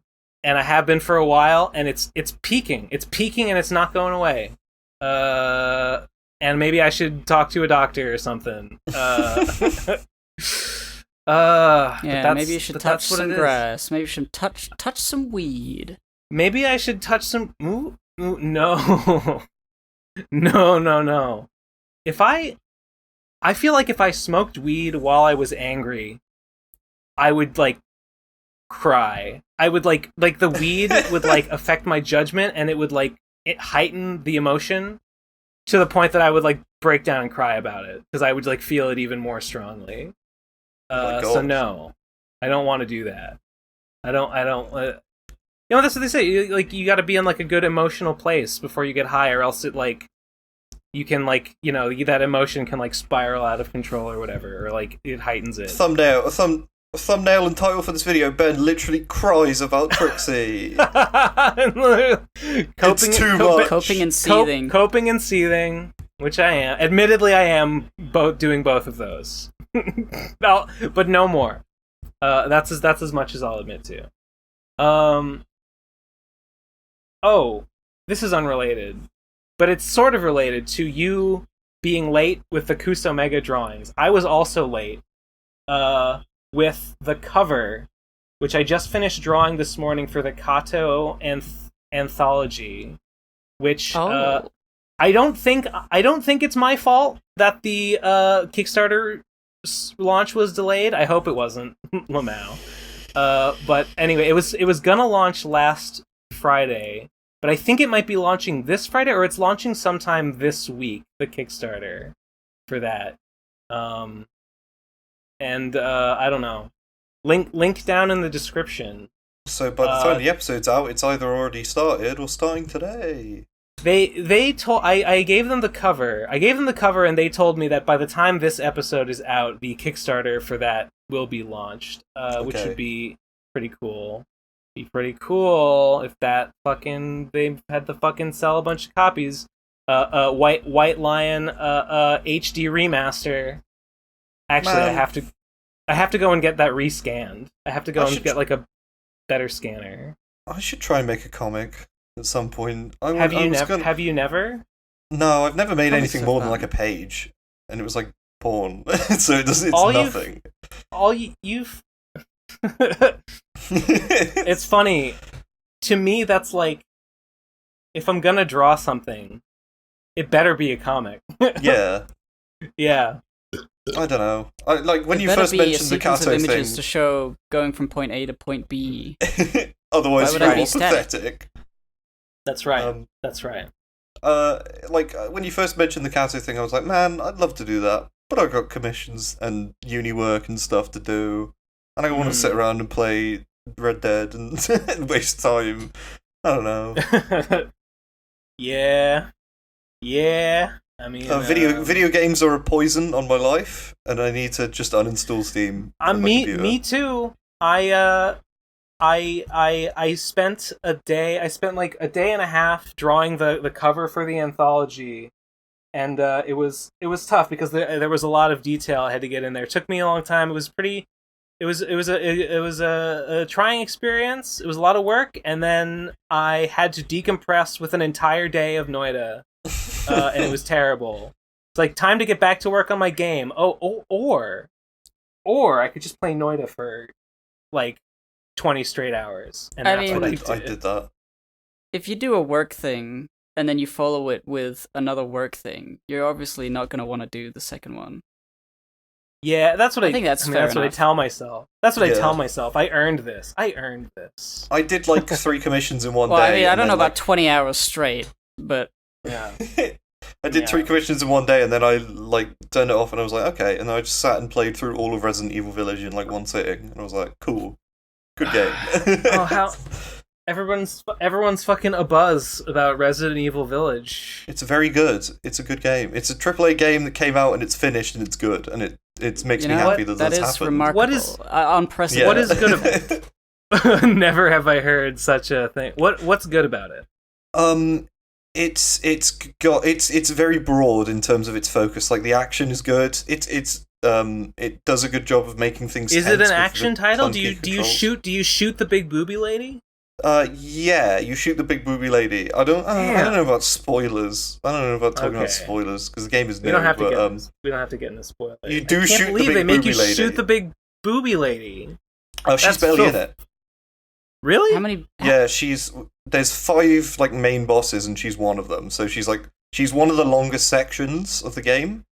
But I mean, she's only about an hour and a half of content. From seeing it on social media, I assumed the entire game is about escaping from her fucking crazy haunted house. No, that's just that's the first bit. That's like I see. the first section. It's People good. just be horny though. Capcom were very crafty with the marketing, and they were like, let's release this trailer with like all these vague images on it. She was in that first trailer, and then they just focused entirely on her because they knew that people were obsessed with her. Yeah, I mean, makes sense, I guess. Yeah. I would say most of the best stuff in the game is completely unrelated to her, which is surprising, considering how focused they were on it. What? Spoiler me. What is the lore for her being so big? She is basically. Did you ever play Resident Evil 7?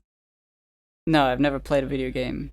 Okay, there's evil mold parasites that like just like a natural thing that makes people weird. And, okay. There's this other lady who's trying to bring back her daughter who died by using the mold parasite in some weird way, and she experimented on a bunch of people, and she gave it to the big lady, and it meant that she just kept growing and is now immortal and a vampire.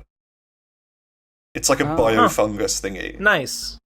Resident Evil's weird. So she's a clicker. She's a mushroom. She's Toadette from Super Mario. She's more like lichen, like a moldy guy. I see. Like spoilers. She turned like when you fight her, she turns into a big dragon monster, and she's like sticking out the top of it. And what? You know. What? You mean like that fucking demon spider lady from Dark Souls? Yeah, a little bit like that. Except her body's like fucked up as well. But like, there's like a giant dragon monster. It's a Resident Evil game. What a surprise! The villains turn into big monsters at the end. Wow. I've also never played a Resident Evil, so it happens in every single game. Like past the first one, the villain turns into a big monster at the end. So. Lamau. Alright. You thought you could defeat me, but in fact I am a giant scorpion. Exactly. Like they were like, oh, it's sexy. Let's turn it into a monster and ruin it and make it sad. Well, yeah. You gotta get rid of her somehow. You gotta have some kind of conclusion to her arc of having big tits and a big ass. Why can't the conclusion be that you save her and then she fucks you and you have sex with her? Because Ethan Winters is a good man. He's too busy trying to save his daughter. That's not family friendly. That's evil. What you just described is fucking evil, and it's against God's law. You have to fucking turn her into a dragon and blow her fucking face off. Also in the beginning of the game, you can't solve all your problems by turning them into dragons and blowing them up. It's never failed. It hasn't failed me yet. At the very beginning of the game, the main character's wife is like killed in front of him, so it's like, I don't think he'd be up for some sex right now. He's trying to save his daughter. It's the rebound. He's on the rebound. Now's the time. Within hours. Also, he gets his fingers bitten off, and she cuts his arm off at one point. It's not nice. Never been a better time for a big booby lady to fucking come into your life. Yeah, she's the blessing. Sexy. I don't actually think she's sexy. I hate her face. I hate her scary face. She does have like a weird old lady face. If you look closer at her, she's got like crusty, dusty skin and looks weird. Yeah. Crusty, dusty skin and her big teeth. And I'm like, ugh. I don't want that looking at me. And I don't know. And I get that the appeal. I get that the appeal is like a juxtaposition of like her slightly horrifying face and skin on like her fucking sexy ass MILF body. Yeah. But I'd rather just have a sexy ass MILF body without a horrifying face. If I'm being honest. You can't put that in Resident Evil. That doesn't have a place in there. It's got to be spooky. I guess. I think. Why couldn't I just play as like a normal human with big tits? I think the lady who makes the puppets in the game is sexier anyway. That's a hot take. You don't even get to fucking see her. You see like a painting of her, but she's hot. I don't even know what they look like. She's just like a pretty girl. Kermit the Frog? Nice. Yeah. Rad. She's a pretty girl in like a gothic black dress. Jimette Henson. Yeah. She makes Muppets? She makes evil Muppets? Not Muppets, puppets. Oh, darn. It would be Could funnier if it were Resident Muppets. Evil with Muppets in it. She's the jumping around. She's the cause of the most horrifying segment I've ever played in a video game, which is what like her section is. And it made me feel the most horrifying segment of any video game, really. Any video game I've played. Okay. Wow. And I've played a fair few horror games, and that one shat me up the most. Huh. I'm just gonna say I don't want to think about babies ever again. Oh, gross. Yeah. Gross. It's not pleasant. Hideous. Sounds like Good a game, fucking though. nightmare. The second half Cool. is like a nightmare, but I kind of love it because it turns into Resident Evil nonsense, where you shoot things. Nightmare in like in what kind of a way? Because Nightmare seems in like a this is not tonally consistent with anything that's come before in the new continuity. It's just wacky, zany. Yeah, there's a boss battle where you ride a mech and shoot a giant monster. Okay. You play as Chris Redfield running through a village, killing like hundreds of werewolves, which like took you like 3 minutes to kill at the beginning of the game. You just kill them with like one shot of a gun, and shoot like giant laser beams at a big mold pile and stuff. It's crazy, but I didn't see any of this in the trailer. no, they didn't put any in the just trailer. saw the This is all wanton spoilers. So everybody stop listening. But yeah, and there's like a twist at the end. And it's like, it's a cool game. I liked it a lot. It made me happy. I guess if you like video games. Yeah. I guess if you're into that shit. I know you two don't like care about like AAA games at all, do you? No. I really don't. No, not usually. Like I usually get into a game like 100 years after it was relevant. And Yeah. then I'm like, wow, have you ever heard of Super Mario 64, guys?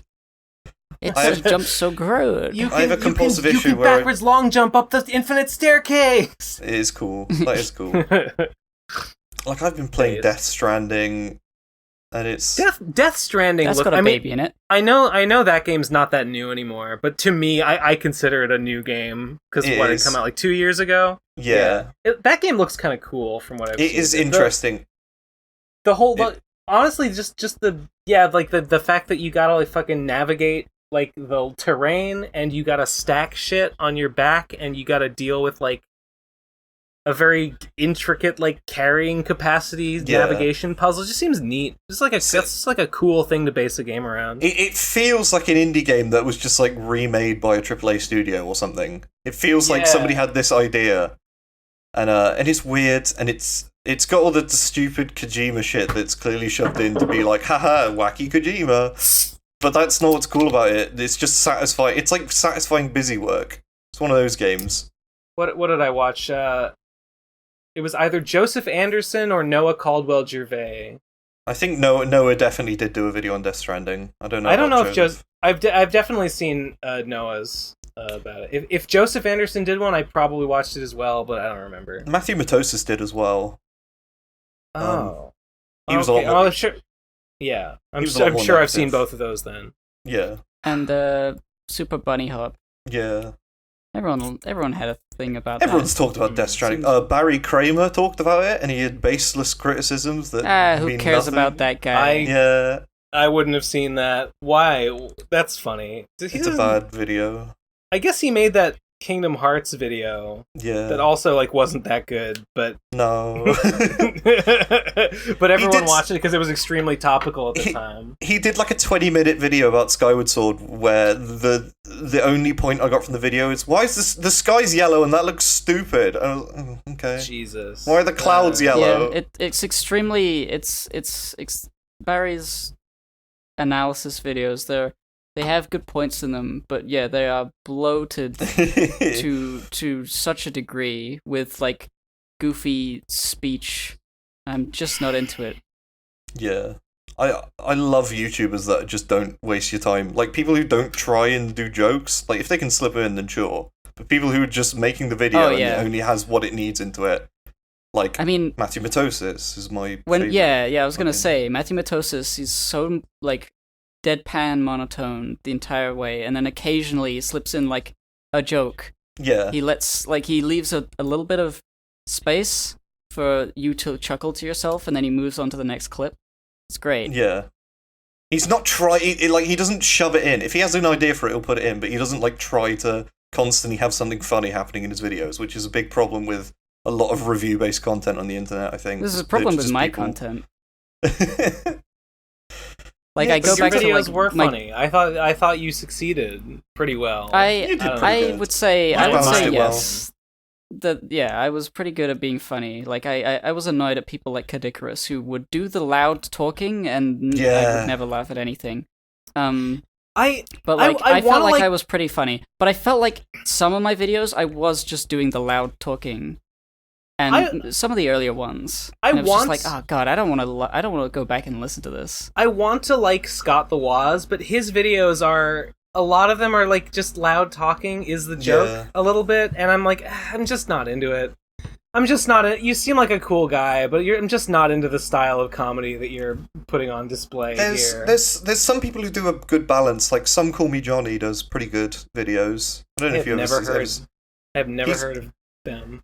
He's fairly small. He just does videos about Resident Evil and stuff. He just does a series called Johnny Versus where he talks about stuff, and he's just like a friendly fat man who talks about video games and makes decent jokes. I remember seeing his avatar and thumbnails, and I was like, this motherfucking piece of shit. I just didn't like his avatar. He has that aesthetic, yeah. Wait, last time the voicemails recommended that I watch someone, and I actually did. Oh my god. It was I know, it was oh god, who fucking was it? It was that guy with the purple mask. I actually went and I watched one of his videos, and it was alright. Markiplier. No, he's a nobody. He's got 600 subs. Markiplier with his new luchador cosplay character. Viewers, go back to last episode. Listen to whoever it was that they recommended that I watch a channel of, and I watched a video, and he's got he's a really loud. He's got the same accent as Kim Justice. It's not just a British accent. It's a very specific kind of. It's a very specific kind of British accent. Oh, and he bursts into laughter. Sometimes he'll end a sentence and just start cackling. It's kind of funny, I guess. I can't remember what his fucking name was. I subbed and everything because I was this is all right. Just check your recent subscriptions if you can. I'm looking. I can't find. Oh. Isn't there a thing on the left side? I'm looking. Wait, no, I'm logged into the wrong account. I'm logged into. I was logged in. I was logged in as the PCP. I should have been logged in as myself. I never watched Noah Caldwell Gervais until yesterday, and I watched 8 of his videos in a row, and I was like, oh my god, there's another one. There's another really good video game guy. Yeah, I love Noah Caldwell Gervais. He's great. You should watch all of his stuff. His fucking line reads are so bad. Oh, it's charming though. It's a little charming. I don't even mind it. I really don't. They're just. It's funny because you listen to him and he's like, oh, he messed up that line, but you realize that it doesn't matter because it's a YouTube video and you don't care. Yeah. And you've never cared. And the only reason people have good audio is because they think they need it. What is this genre of YouTuber called? Smart guys who talk about video games and don't waste your time with jokes. We need a name for these people. Yeah. Analysts. Yeah, video real analysts. There's no glamour to it, which is what I really like. There's almost no persona behind it at all. It's just here's lots of points, well constructed in a good argument. Yeah, true. There's no ego to it. There's no, it's good, and they've all got really nice voices and ways of delivering their stuff, which is great, which helps a lot. Have you seen? I really like his travel logs. Where he just talks about. I haven't seen any of those. I think there's 2 or 3 of them. There's one where he visits a bunch of places that are. I found it. Oh, there's one where he visits a bunch of places that are inspired locations in the Fallout games. Oh. And then there's a couple more where it's literally just him describing a road trip that he took with his wife. Very nice. Yeah, they're great. They're like 3 hours long. They're really relaxing. They're awesome. The channel I found, it was called Ray R Reviewing. Ray R Reviewing. This guy with a purple mask. Oh. He has like the loudest, most British laugh. What I watched his latest one about the rise of YouTube, video game critics, where he just talks about like the influence of Doug Walker and mostly not nostalgia critic, angry video game nerd, and like the diaspora of that. He's, I don't know, he's loud. It's really funny. It's really funny when he laughs. I don't know. I just think it's really funny when he's just like yells something and then just starts laughing at whatever he just said. That is funny. Yeah. I watched the Running Shine video on Yeek Y2K earlier today. I love that video. I watched the To Snakerer Yik video for like the second or third time again yesterday. That's those. What is it?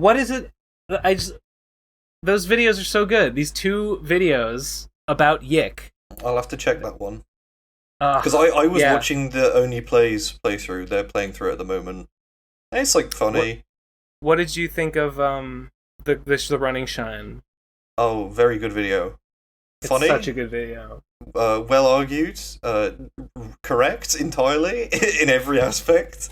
To Snakerer is not. He's not as funny as Running Shine, but he has. To Snakerer has like a really interesting like thing where he goes through the whole game, and then at the end he has like 2 competing theses about like what he thinks the game is intended to mean, and they're both like different from each other, and he lays out the case for like each one and why like he's not sure which he believes, and it's good. Okay. Yeah. What was it? To Snakerer or what? To Snakerer, yeah. Okay, I'll look into that. I was on the train like a week or 2 ago. I think it was like when I was on the way home from getting my shot or something, or I was on a train. I was on the subway. And I just like looked at my phone and I saw that Running Shine was streaming. And he was streaming with Cybershell. And I was really? Oh my god. I gotta get in there. So I just on my phone, I jumped into the chat just because I was like, I just want Cybershell to see me, and I just want to say hi to Cybershell and see if he'll say hi back. And I just jumped into the chat and made some fucking stupid observation about how Sonic the Hedgehog has gone downhill as a franchise or whatever. Some asinine nonsense. And Cybershell noticed me, and he was like, "Oh, hi, Ben." And I was like, "Yes! Fuck!" That means Running Shine... That means Running Shine has now noticed me as well. Now you know how my influence spreads. I felt when you addressed me on all the streams. The notice spreads like a plague. In the stream? Yeah, whenever you like stream, like do a Heckles for Sheckles, and I'm like in the chat, and you go, "Oh, hey Simsie," I go, "Yes, he knows who I am." Yeah. I get that.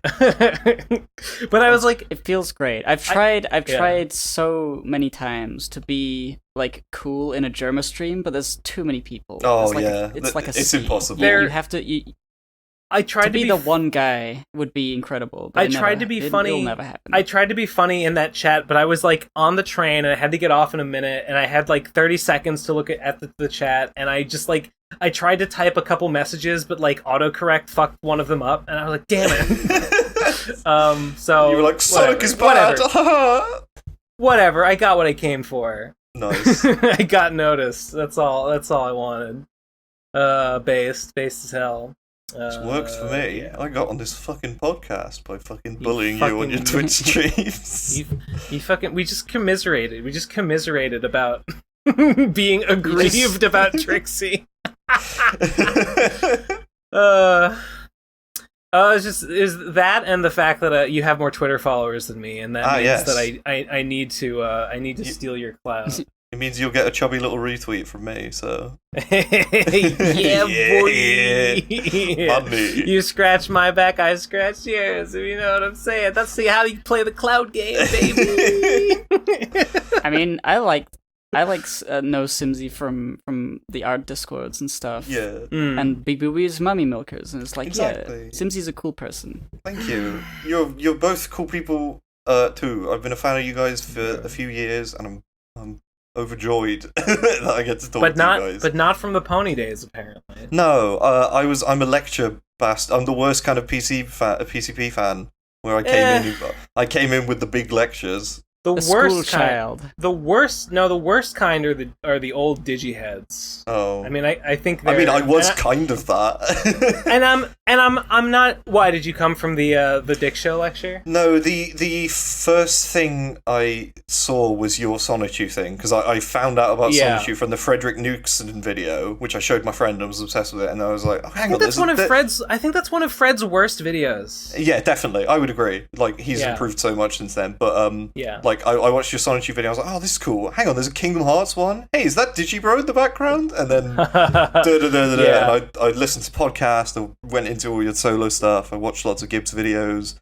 everything, It's not my new and more sour grapes talking when I say that the hardcore digiheads are the worst faction of the PCP fan base. The lecture, I mean, that's fine. No, that's good.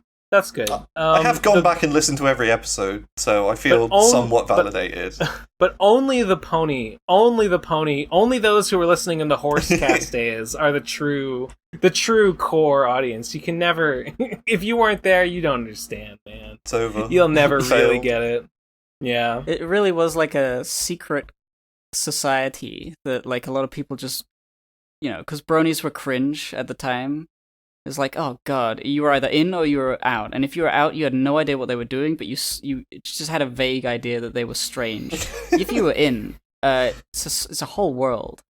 It was solidarity. You it was brony solidarity. We all had each other's backs, You mess with one of us, you mess with all of us, Spider-Man. I mean, Goblin.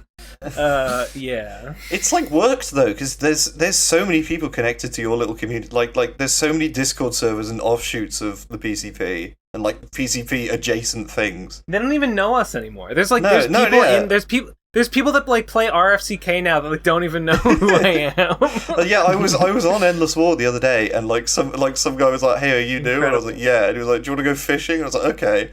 And then he died. I was just waiting for him I was waiting for him at the pier. I was waiting for him at the pier, and he was like, "Hang on, I'm on my way over." And then I fell asleep. Oh my god! Yes. So we had this weird little interaction. He was like, "Hey, go to JRP," and I was like, "Okay," and I did it. And then he DM'd me, and I was like, "I died, lol." I was like, "Okay, cool." That's. You know what? Endless War is like a great like physical location online. Like if you wanted to like set up a secret meeting with another person and then another internet person, you go to Endless War. You go to a specific street. I'd meet you at this time. And it's you would never find it. Like it would be so hard to find like a record of what was said there. You would have to know like what town in Endless War do you need to navigate to, and then like check the history to find those records. So what I'm saying is, if you want to do DM, but Endless War is funnier. Endless War is DMs are for no. Shut up. It was interesting because I wasn't even typing anything on the server. No, wait, actually, DMs would be worse because the other person would have a record of it. If you both have a conversation in a place, neither of you will be able to remember where the fuck it is or to scroll back to it. And then, you gotta go and do your shady dealings in Endless War. And then get yourself banned from the server. You both got to get banned from the server, so you can't find it again. It's the only way. True cybersecurity. That's the only way to make your NFTs secure. I've been money laundering through Endless War for years. I should just sell an NFT of Endless War. No, like of the game. No. Make an NFT of like a Slimoid. No, but because I don't have to do anything. Like, if I just sell, I don't need to make like a model or like a picture. No, fuck it. Like, just sell an NFT of the game. It doesn't mean they own the game. It doesn't mean anything. It's just And- the NFT represents the game, and you own the NFT, and I've burned down like 20 acres of forest to make this happen. Don't do it. It's not worth it. I'm gonna. What if there was an AFT, like an automatically fungible token? Like no matter what you did, someone else would have it. You couldn't have the rights to it. You wouldn't have the. It would be impossible to have the unique article. Isn't that just like a computer virus? Yeah. I'll make a I don't know, a image of Friska as a AFT, and then she would infect the internet, and she would be everywhere. She dances or something. And she would eat Bitcoin if she stays on your computer. It's just a little desktop friend that eats all your Bitcoin. People are mining Dude. Bitcoin, and she would grief the miners. She would like pour lava on them. Dude, Bitcoin is down. Bitcoin is fucking dying. Oh, here we Bitcoin is go. fucking... Bitcoin has been dying for a little while, yeah. Here we fucking go. Same with it's down even Ethereum. more. It's down even more now. Like just today, it's having another like big crash today. It's down to 44. Holy shit. This is it's tinged for me though. It's who the fuck just left the call? It was Craig. Craig. That was Craig. It was our old friend Craig. Piece of fucking dog shit. Craig just fucking hates when we talk about Bitcoin. He can't stand it. I hate you. Yeah, he's like, I don't want to hear this. He's like, no, I've got so much invested. I'm like, I don't want to hear this right now. About it. I'll have to get him back in to record, I guess. But I feel tinged with this because I want to celebrate when I see Bitcoin go down, because I sold near the top, not quite at the top, but I sold like pretty high. I made back like some of the money I lost on GME, so I was like pretty happy with that. And now it's going down. I'm like, haha, fuck it, fuck you. But it's going down at least partially because Elon Musk said like it's bad for the environment, and like we're not going to trade in it until like it's less bad for the environment. And I'm like, that's kind of a good reason for it to go down, though. Damn it, fuck. He took this. I can't be 100% happy about this anymore. What? I want it to go down because if it it's sucks. a good thing, you want people to lose faith in it. You mean? I want it to go down because it sucks, not because like someone is like doing like the right thing with it. Ben, you're just a very bitter man, aren't you? Shut up! Shut the fuck up! No.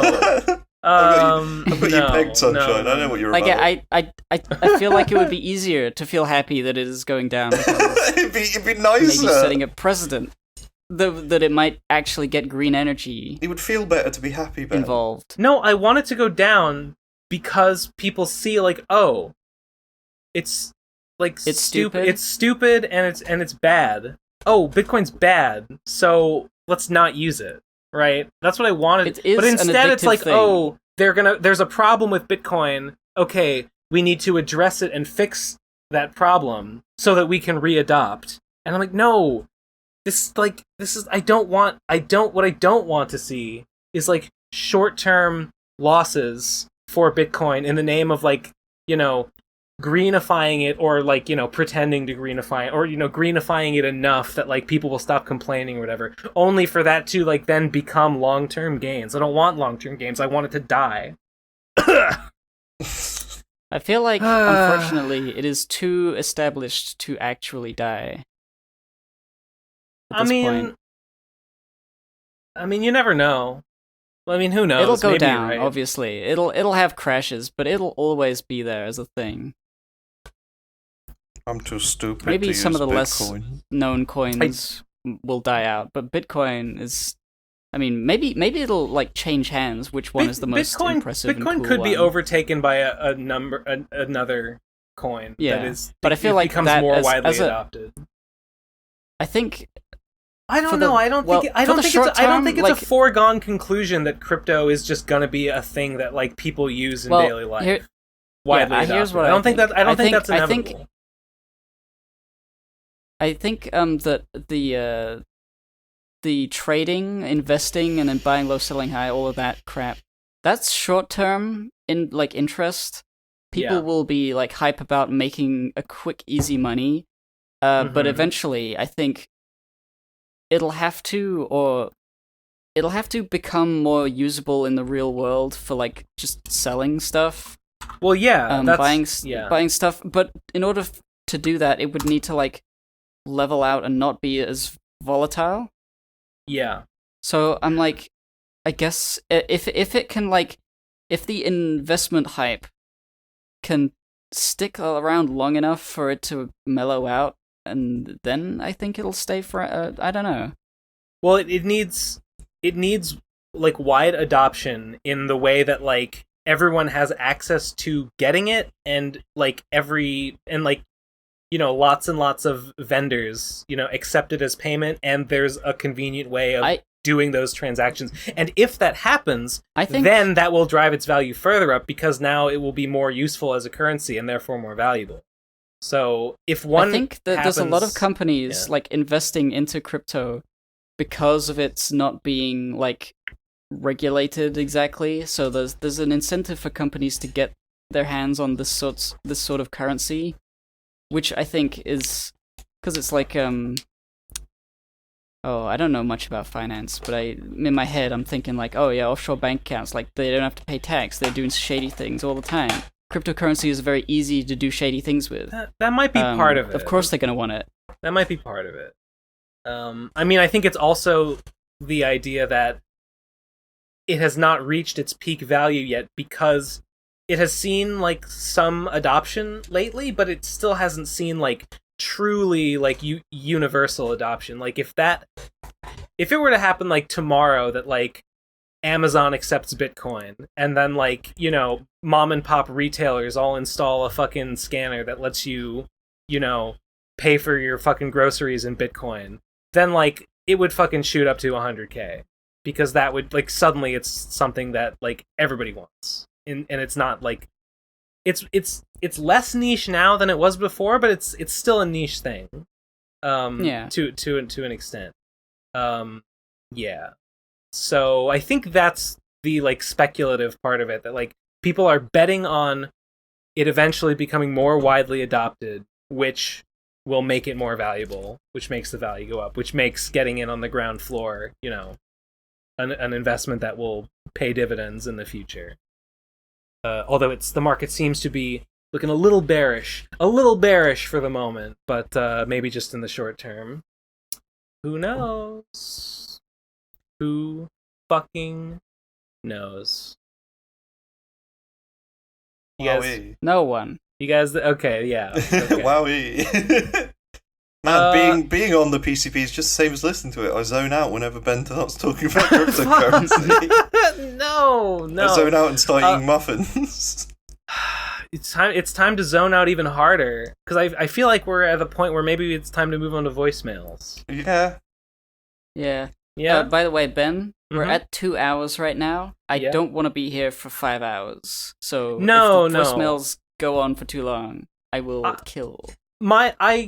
I'm still thinking. I'm thinking we can hustle through these in an hour. We go quick. If we just don't react to them at all, we just play them in a string. I do try. That's the strat. And we go. I do try to keep it under 3 hours. I feel like that's a good guideline. Let's see. Where did I save this shit? Looking at SpeakPipe. Okay, the first voicemail is from it's called BleachFan17 exposes the retards.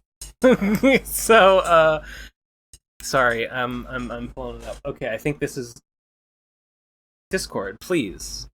Okay, posting it in the general chat right there. BleachFan17 exposes the retards. 3, 2, 1, go. Today, instead of regaling you with the scripture that is Tight Kubo's bleach poems, Tight Kubo, I will be reading to you something a little bit different. Let me begin. Bleach is trash. Compare it to something like Vagabond and tell me the characters have depth. Compare it to Hunter x Hunter and tell me it has plot. And compare it to One Piece and tell me it has world building. You're fucking delusional if you honestly believe Bleach is good comparatively to any of those series. Shit got axed for a reason. Only series that big to be axed so far in. Literally never happened before or since. But I'm This sure is you boring. diehard idiots actually believe Next. Kubo and Jump when they say Yeah. I don't care. Next one is called No Anime Analysis, No Watch. Uploading it there. 3, 2, 1, go. I thought this was supposed to be Digiro's anime podcast. Why the fuck aren't you talking about anime? Not anymore, baby. Who's you see, Digibro? Bleach We've cast has off some the good yoke. art. Bleach has good art in it. I like the drawings sometimes. This is no longer that the anime podcast. Thanks for the voice. This is the cryptocurrency and trouble in Israel podcast. yes. We're moving in a bold new direction. We don't know what our content is, but we're gonna start color coding. Yeah, we got a color code. We're gonna have a blue and white border for Israel-Palestinian conflict videos, and we're gonna have yellow for Bitcoin-related videos. It's gonna be great. You're gonna We're love just gonna have all the colors. it. We're gonna have randomize like a red colours. for Gib is dying corner. That's every video. That's every video. True. Next one is no. Next one is called Motivation. There it is. 3, 2, 1, go. Hey PCP, Monotone Jones here, no relation. I recently finished my first semester at uni, and I'm pretty happy because now I have more free time to work on art and stuff. However, Nice. the issue is that I never have any motivation to do so. This is specifically with drawing too. I never have any problem with making myself write my silly little books. I don't know if I'm ADHD or what, but I really do love making stuff, so there shouldn't be any reason that I can't force myself to work. You guys have some of the best work ethics I've ever seen, and I don't know if it's because art That's is your not full-time true. job or what. No. Not But if you true could at share all. some tips on how y'all stay motivated, I would appreciate it. Ben, congrats on your game. Aw. Gib, I hope you feel better soon. And Tom, you'll never die. Thank you. Okay. Yeah, I mean, if you love doing it, then why can't you motivate yourself to do it? Would be my question. Like, why? A lot of the Can't you? time with motivation, like if you're thinking of something to do, you might be thinking too big, and that is like paralyzing you. A lot of the time, you end up like having a thing you do on the side just for fun, and that becomes your main thing because you're doing it more. And the thing that you want to do, that you keep thinking about doing and you're not doing it, it's because you're thinking too much about it. You just gotta Yeah. just Yeah, I've draw, definitely fallen down that draw hole. draw some stupid crap.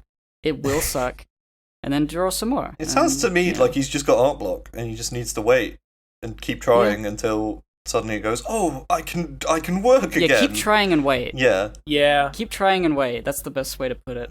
Try for like But- 20 minutes at most, and then if it's If it's not coming, just yeah, try again tomorrow. yeah, exactly.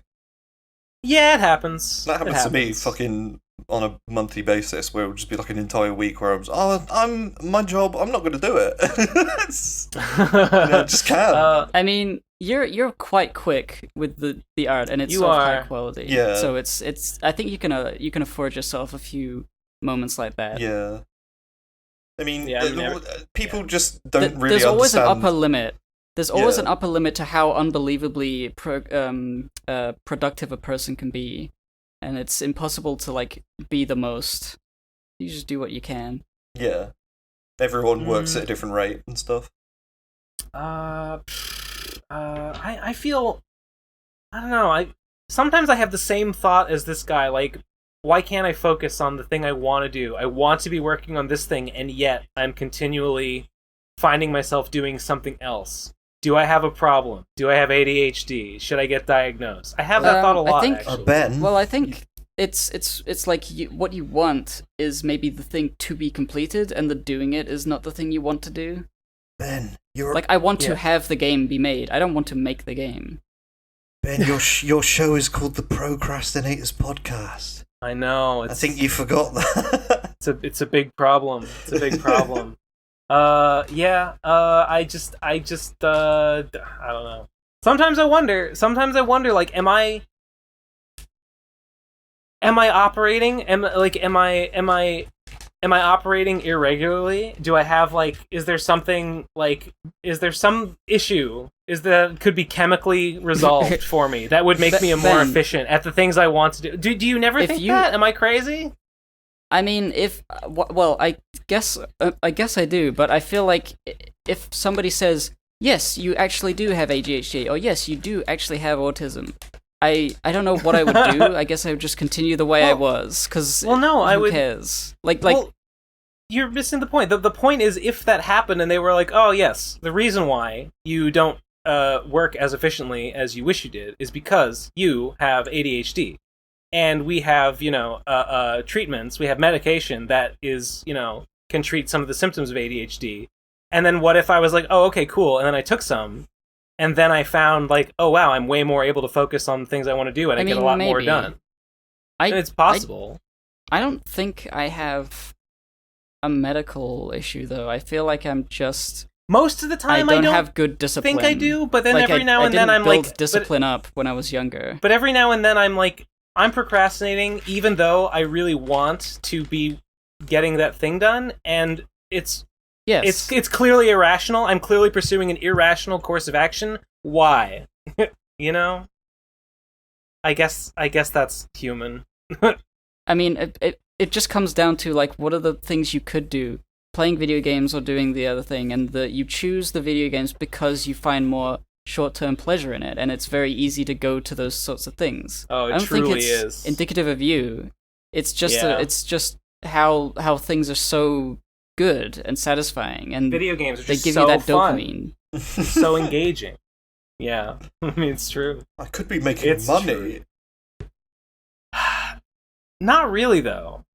Not really, because I don't get paid for anything in particular. That's true. Yeah.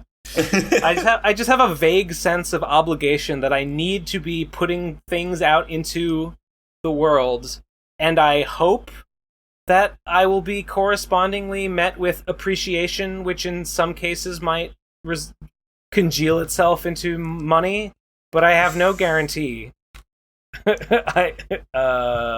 Just a kind of vague sense that maybe that sums up the artist experience. Yeah. Next voicemail is called Gibbs Pancreas. 3, 2, 1, go. This is a message from Gibbs Pancreas. Hey Gib, I'm real hurt, man. I've been making yo insulin for over 20 years, and you go and credit all my hard effort to the kidneys? I'm ashamed of you, Gib. I'm actually so mad. You know what? How about I stop? How about I stop making you insulin, bitch? Yeah, take that. You diabetic now. Damn. Sorry, not sorry. Savage. But well-deserved. Damn, it doesn't sound as evil and vile anymore with that funny voice. It's small. It's a small little thing. Yeah, it's he's so a friendly small, guy. so insignificant. You understand that I'm bigger than you, Pancreas man? I could beat you up. You should keep in line. I'm going to beat up my own pancreas. You should do it. Just to teach him a lesson. You can't let him get uppity. You gotta keep them in their place. You gotta squash rebellion when it starts to form. Who put a microphone to my pancreas? That's what I want to know. I didn't notice. Next voicemail is called, it's Janess. It's from Janess. 3, 2, 1, go. What do you think is the biggest problem in the universe? Capitalism. My pancreas won't stop talking to me. Scarcity. Honestly, entropy. capitalism is probably... cellular decay. Think bigger, yeah. Universal entropy. Biggest problem for the existence of the universe, but I don't care about it. I'll be dead. When you can feel your toes touching each other in your shoes, that's the biggest problem in the universe. Biggest problem in the universe is just the finitude of existence of a discrete being.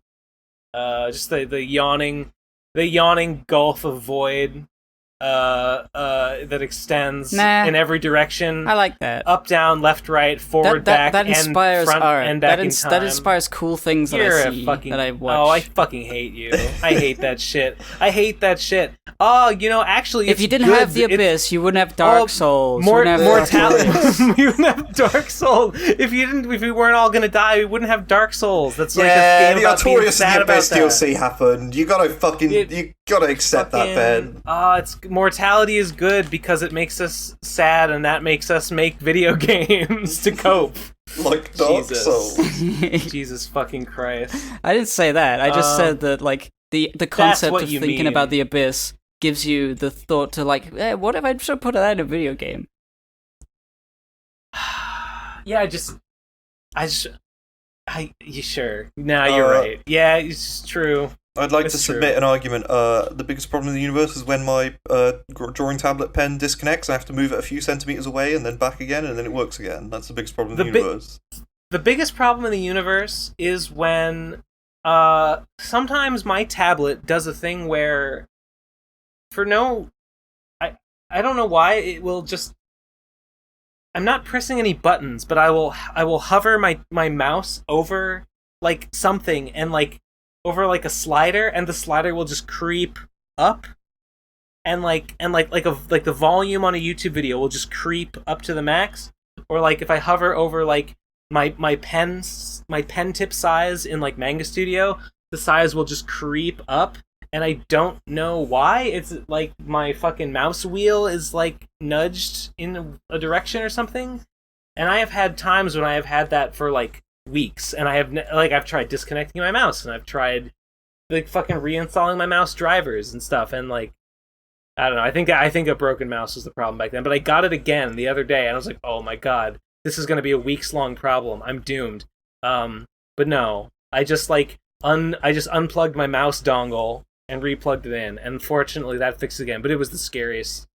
I was so scared of having to deal with that because it really threw a wrench into a lot of fucking shit. Like, man, fuck it, let's destroy Israel. Yeah, you're right. Israel is the biggest problem in the universe. Israel, you know what? It's a pretty big problem. No, America's worse.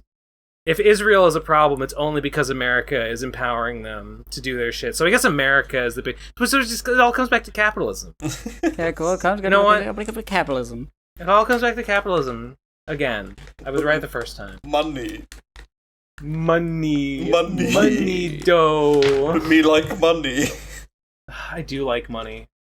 I like money a lot. It's really great. You should try having some sometime. What are you, fucking poor? What are you, fucking poor? I don't like poor people. I like rich You live in a people. Prius? Come on. No, I got an RV. I stole it. Ah. Next voicemail. Let's move on. We're done. Yeah, next voicemail is 2021 Ben. Wait. There we go. 2021 Ben. 3, 2, 1, go. Ben, insanely transphobic saint. True! Nice meme! Round of applause. Ben, it's like not where's true my though. reparations? Give me Bitcoin, Ben. I sold all my Bitcoins, stupid. Buy some more. Okay. Alright. I can pay you in Satoshi. I give you 1 Satoshi per whatever. Yeah, okay. I'll get right on it. Get right on it, boss. Ben, you don't go on the Kiwi farms anymore. You're not transphobic. I look at them. You don't post on there though. I've never posted on there. I would never fucking do that. I'd like ugh. God. Next one is called what fucking number are we on? Next one is called Cross. Don't worry, Ben. Okay. 3, 2, 1, go. I just got my second vaccination yesterday, and I am totally fine. My arm was a little bit sore when I woke up this morning, had some general flu symptoms, but took some Tylenol. I'm feeling totally fine now, so yeah, don't worry, Ben. Some people say it makes them feel pretty out of it and sick for like a day or two. After I got my first one, I was like, literally nothing happened, and then like 5 or 6 days later, I suddenly got like a little bruise, like a bruising around the injection, and I'm like, why would that happen like 5 days later? But like it's fine. I'm pretty. I don't know. I'm pretty hardy. I think I have like a pretty naturally like high constitution score and resistance to disease and illness. So I think I am probably not likely to feel much from it. So thanks, Cross. I won't worry. Vaccine good. Thumbs up. And if I do get a little sick, well, whatever. It doesn't matter. Next one is called vaccine good. You know, in my opinion, vaccination works. Probably. At least I hope so. I hope so. Fuck it. I'll get both shots. Hell, I'll even get a fucking third booster if they want to give me one to fight some weird strains or whatever. That's how dedicated I am. Hooray. Hooray. Next one is called Based Joker. 3, 2, 1, go. You know, Batman, they say that one bird in the hand is worth two in the bush. Oh my god. But you know, I think that one turd in the hand is worth two in the tush. It worked! He did it! He fucking did it! I am a big fan of Based Joker, I gotta be honest. He's got some staying power. You don't think you think he's got to be out of material? How long can he keep this up? He can't possibly do it again. He's got a full week in between each one to come up with them. No, he comes up with them on the spot. I like to imagine he sat there with Harley Quinn just fucking writing notes for 20 hours a day. He's like workshopping it. What if I said something about feet? No, that's not funny. Just He's showing up to like open mic nights, like reading like a huge list of them out, and just like he only gives us the one that gets the biggest laugh, the cream of the crop. Absolutely. He's like frontlining for SNL, and then he takes that to us. He says, "Wario." Did you watch the Elon SNL? I watched a clip of a bit of it. I know. Did he say I'm stupid? Did he say that? I don't think so.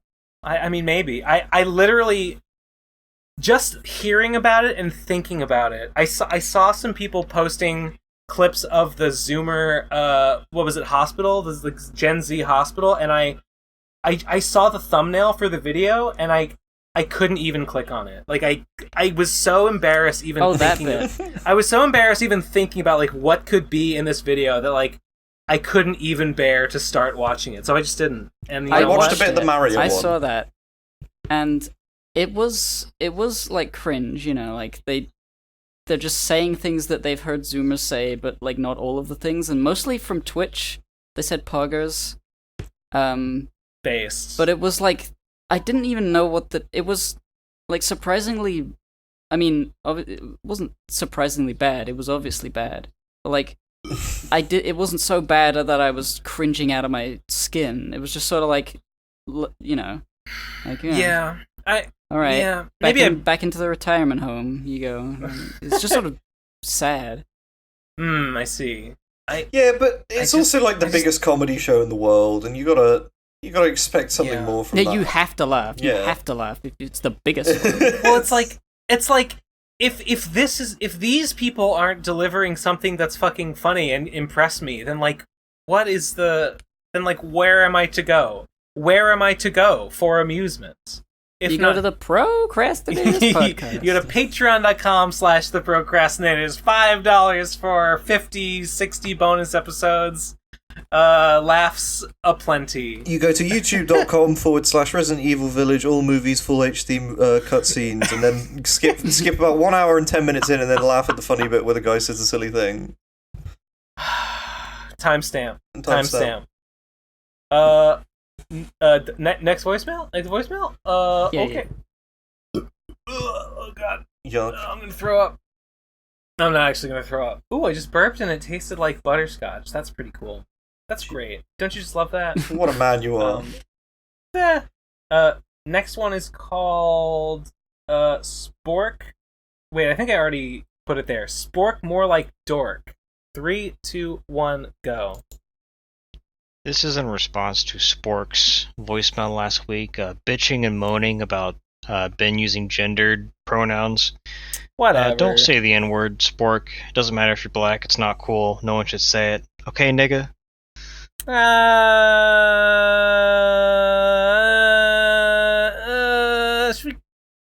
Fuck you. Voice jail. I'm tempted to cut that. I don't know. Or should I keep it? Or should I? The Spork thing from before, so I don't know. Well, this guy sounds like he's in. Spork's voicemail was bad faith. Spork's voicemail was just don't. I mean, I don't even think she was fucking. She's not. It's not that serious, guy. It's not that serious. What a prick. I don't think she was fucking. What a prick. Fuck you. Fuck that guy. Next voice. We won't cut it. Just this fucking. Don't send bad voicemails. The number one rule of voicemails is don't send them if they're bad and they're not funny. The next one is called Based Saint. Yes. 3, 2, 1, go. We're Solitude 102! I don't know, man. Well, is it, Ben? After the game's wait, I know done. where it is. After the game's yes, done. the game. After the game's done, then I'll release You need it. to finish your third finale to Slime and Punishment. That's only the second one. Oh, It's okay, only the Third time's the charm. Yeah. It can finally end and finally die. Next voicemail is called The. 3, 2, 1, go. Just to add on to like the weird interactions with Doug Walker stuff. Mm-hmm. He was at my local Comic-Con like a few years ago, and I didn't know he was going to come, so I was like, damn, this is the guy with the glasses. It's So the guy with the glasses. Oh my I god. like had $1, and I asked him to sign it. And he was like weirdly offended, and I could have been misreading his reaction, but Weirdly offended. it definitely seemed to me as though he was sort of taken aback by this. And I don't know, like, is it that weird? I don't think so. But yeah. You defaced Yeah, it's like the president. It's like a crime, isn't it? No. Who cares? Yeah, I know, who cares? But like, it's a piece of paper. I can see Doug Walker being the kind of guy who would be worried about that sort of thing. You know what? You're right. Yeah, I can see him being like, "Oh, you can't fucking write on United States currency." I could totally see that. Maybe that's it. Yeah. Or maybe it's point.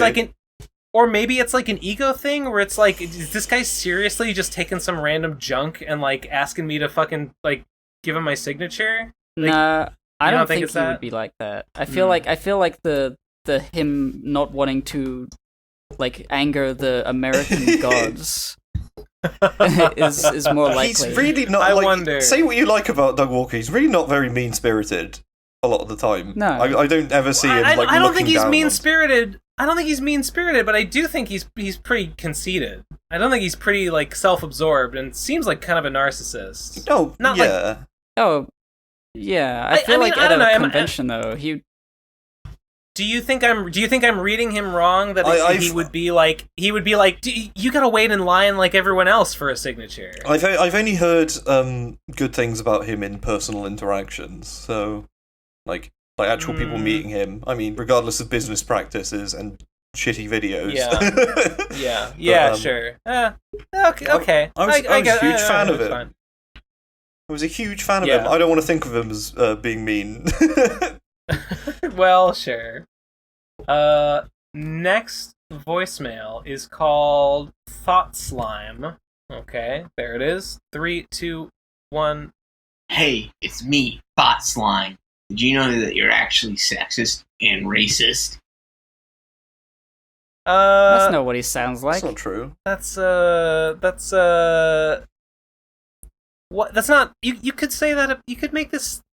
You could do this impression of like anyone. You could be like, "Hey, I'm Big Joel. Did you know you're really sexist? Hey, I'm fucking ContraPoints. Did you know you're really sexist?" Like you could say this about fucking anyone. Hey, I'm Terrible. Ben Saint. Did you know Hey, that you don't have an RV?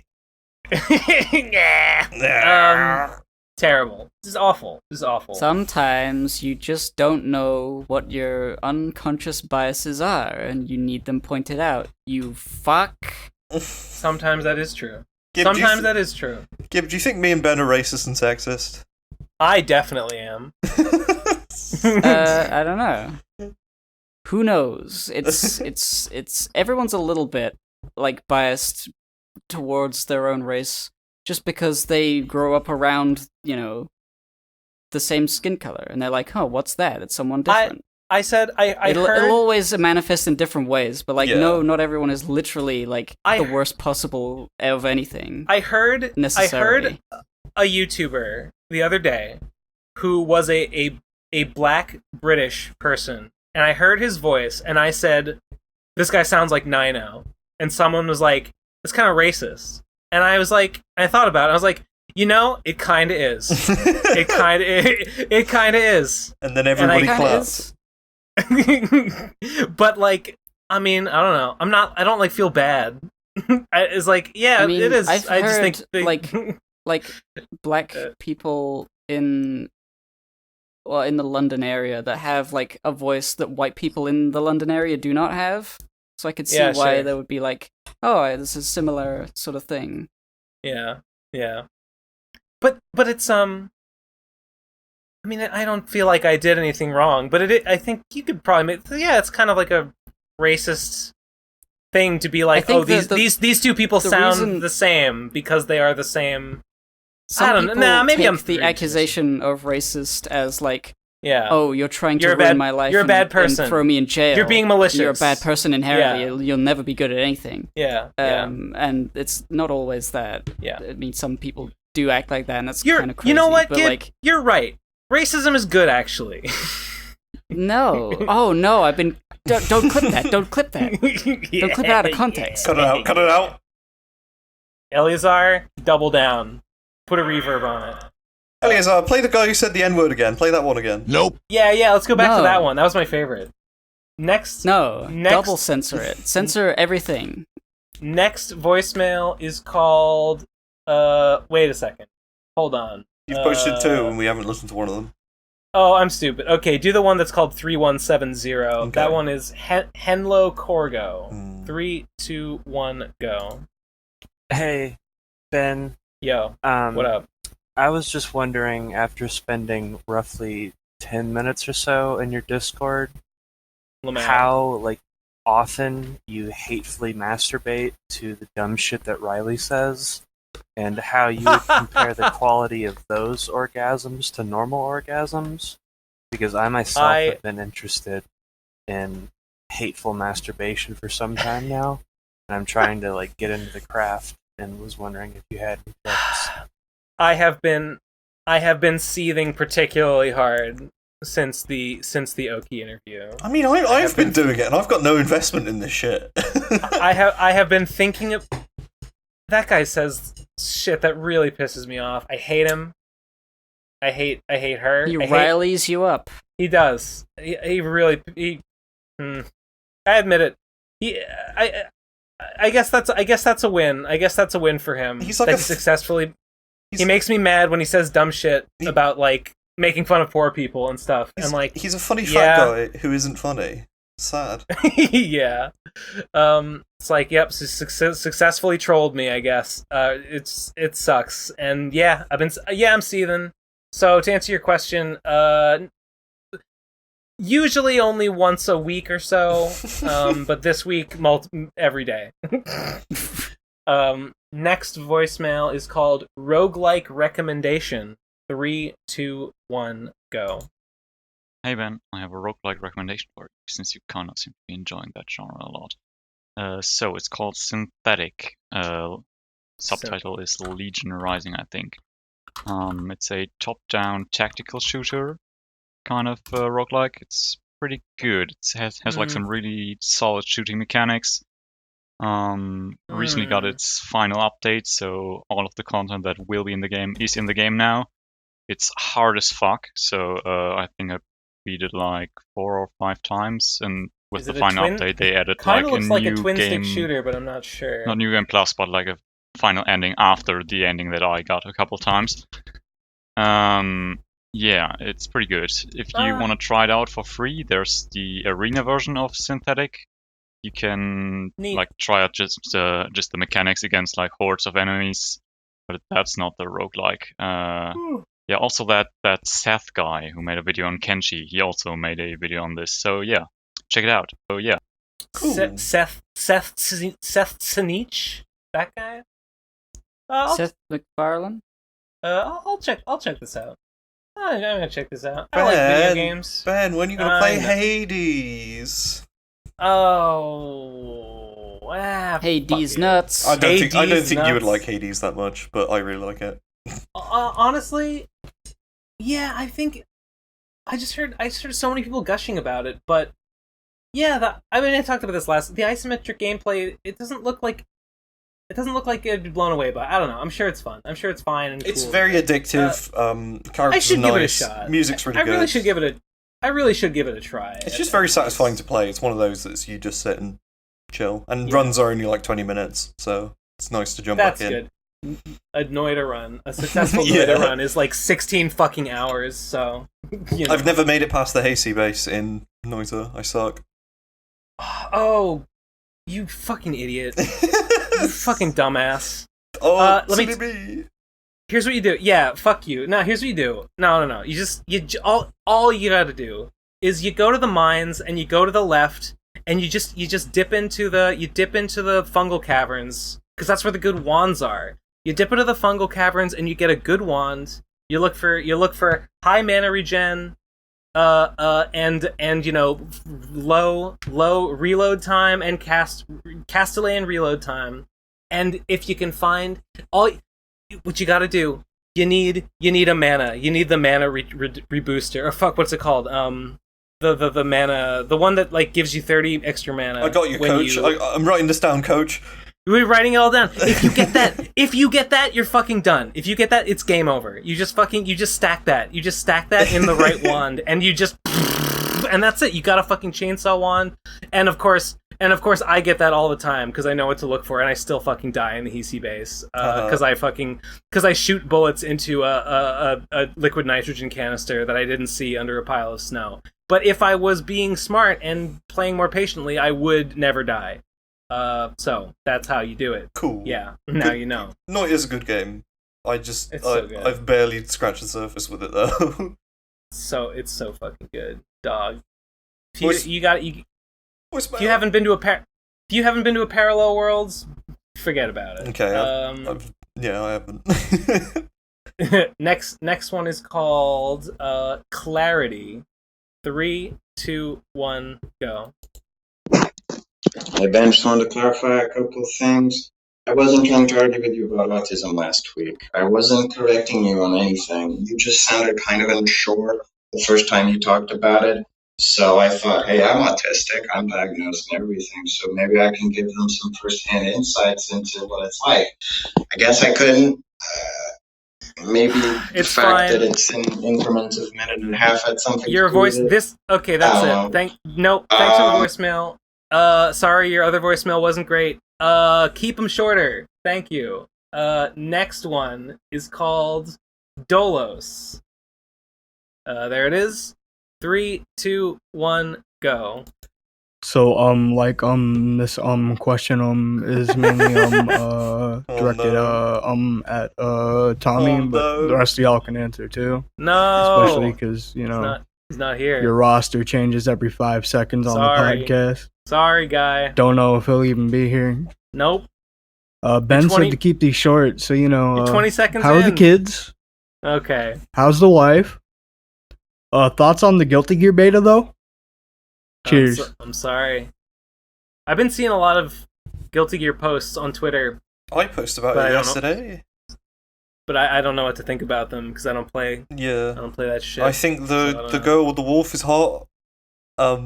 Is she new? Yeah, she's like the new character. She's just like a girl in like a business casual attire, and she's got like a cool wolf that she summons. It's nice.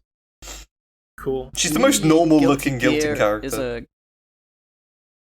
To me, Guilty Gear is a guilty ignore. It looks like something cool, and I just keep ignoring it. I just can't play fighting games. I just can't do it. I can't even play the Dragon Ball That one. also.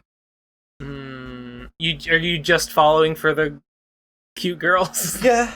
I just look at the art of the characters and go, yeah, that's cool. I'm just waiting for the game to come out so I can watch all the animations on YouTube, basically.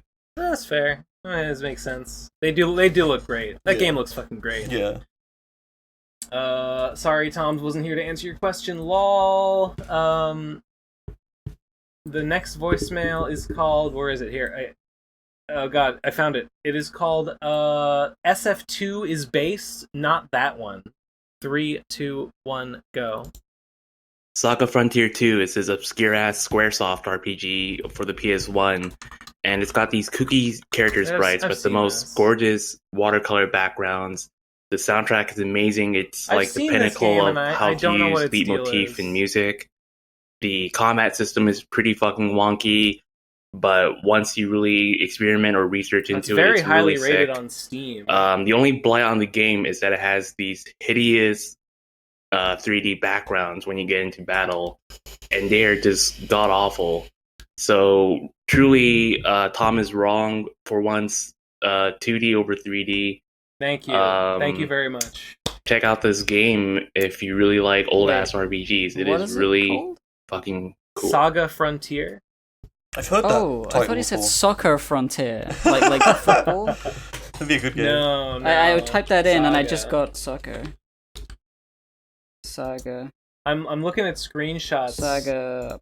Oh god, I guess they did like a fucking. It looks like they did like a hideous chibi remaster of it. Oh, like that's what this is. Like one of those fucking like Final Fantasy, the old Final Fantasy like phone remakes. Yeah, with like the a big PSP sprites. remake of it.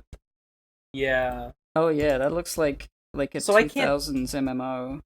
So I can't tell what's the original game here and what's like some shitty remake. I just don't know. Was it 2 that he was talking about? It's a 2D game, but I think it has 3D backgrounds only, which is like a weird design choice. This looks really nice, if honestly. True. I might watch a You think let's play so? of it. I don't know. Some of these.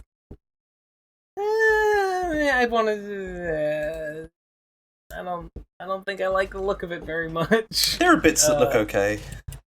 I would have to see it in motion. The one on Steam is definitely like a shitty remake of the first one. Yeah. It looks really bad. Yeah. Okay, next one. There you go. It is called. What is the Based VeggieTales. 3, 2, 1, go. Have I ever told you about the Israelites? I know this one. The Israelites. Oh yeah, I remember those guys. Weren't they supposed to be God's chosen people? That's what the Bible says. Oh, I bet they always followed God's directions. Oh, ho, ho. You'd think so, wouldn't you? You would think so. Oh, damn. Jelly Beaner posted that in the Radcon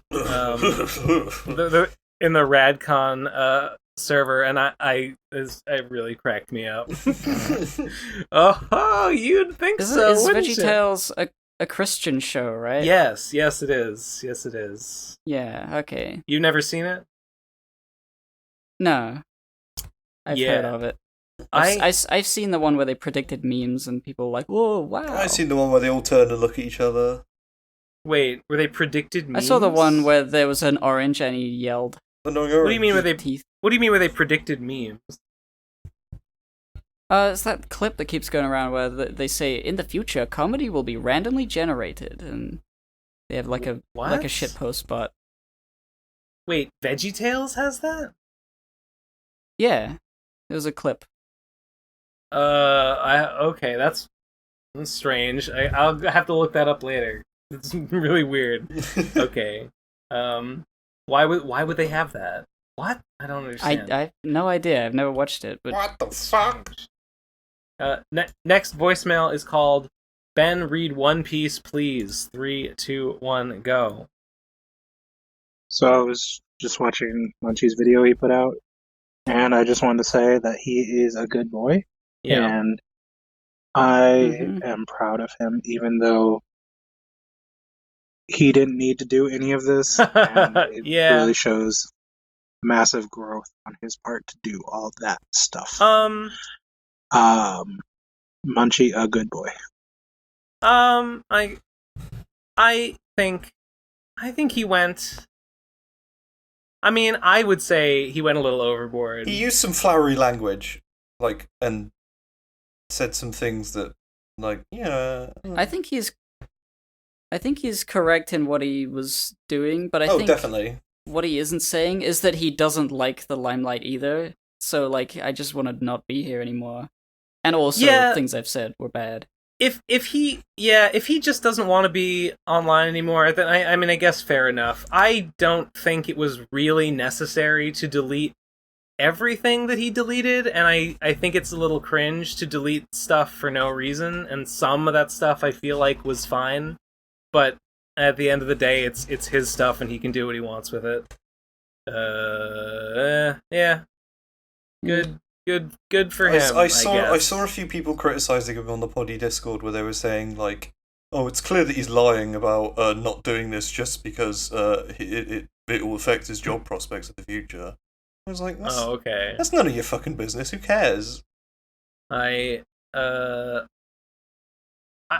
mean, even if that were true, would that not be a great? Yeah. That would be a great reason. Yeah. Exactly. that would be.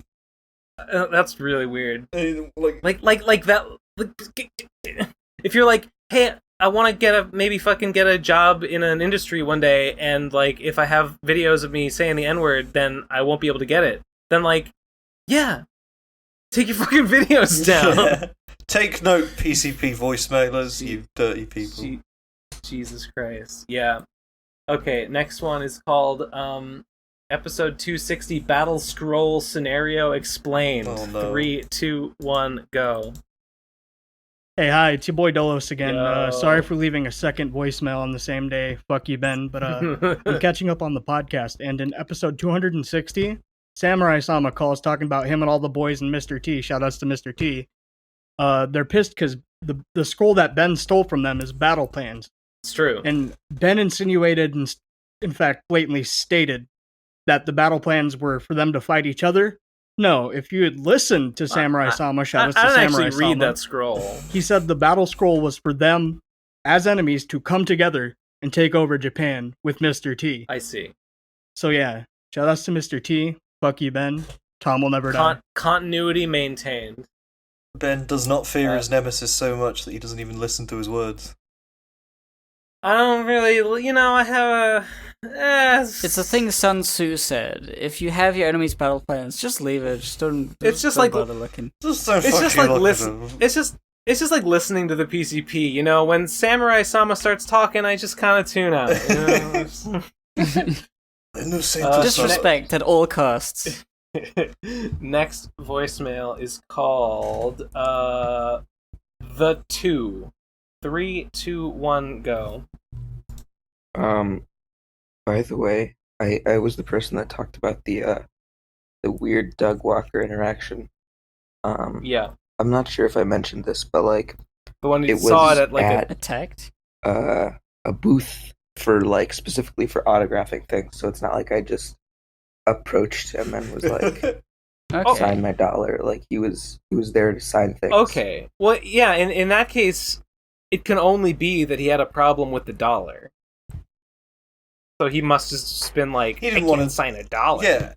I can't sign a dollar. That's breaking the law. Isn't that illegal? Illegal tender, though. Yeah, it's totally... We need to use that. Seems like Doug. I don't know. God bless that sweet, sweet man. Absolutely. Next voicemail is called Ben To-Do List. 3, 2, 1, go. Alright, Ben. It's time to get down to the real shit, the real biz. Please, no. Play Isaac, okay? They added a few new characters and doubled the characters because they all have alternate versions now, as well as tons of new content, alternate routes, new endings, all that shebang. Also, please catch up on One Piece. Thanks. Yeah, I probably check out Isaac again. Hey Ben, where were you last when you were reading One Piece? I was kind of early on in Wano. Like, I was a little ways into Wano. Okay.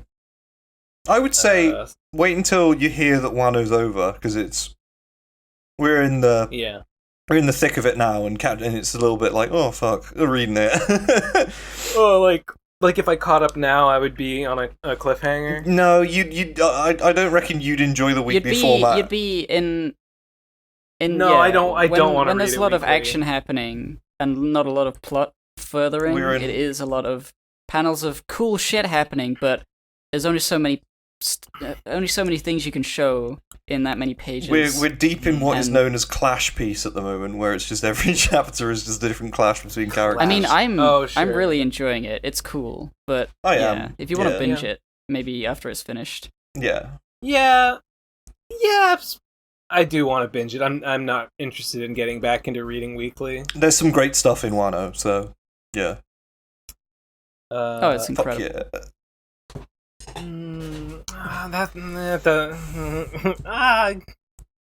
I wish I was caught up, but I don't want to spend the fucking time. Ben, it's got actual trans characters who are actually cool and do things. Isn't that nice?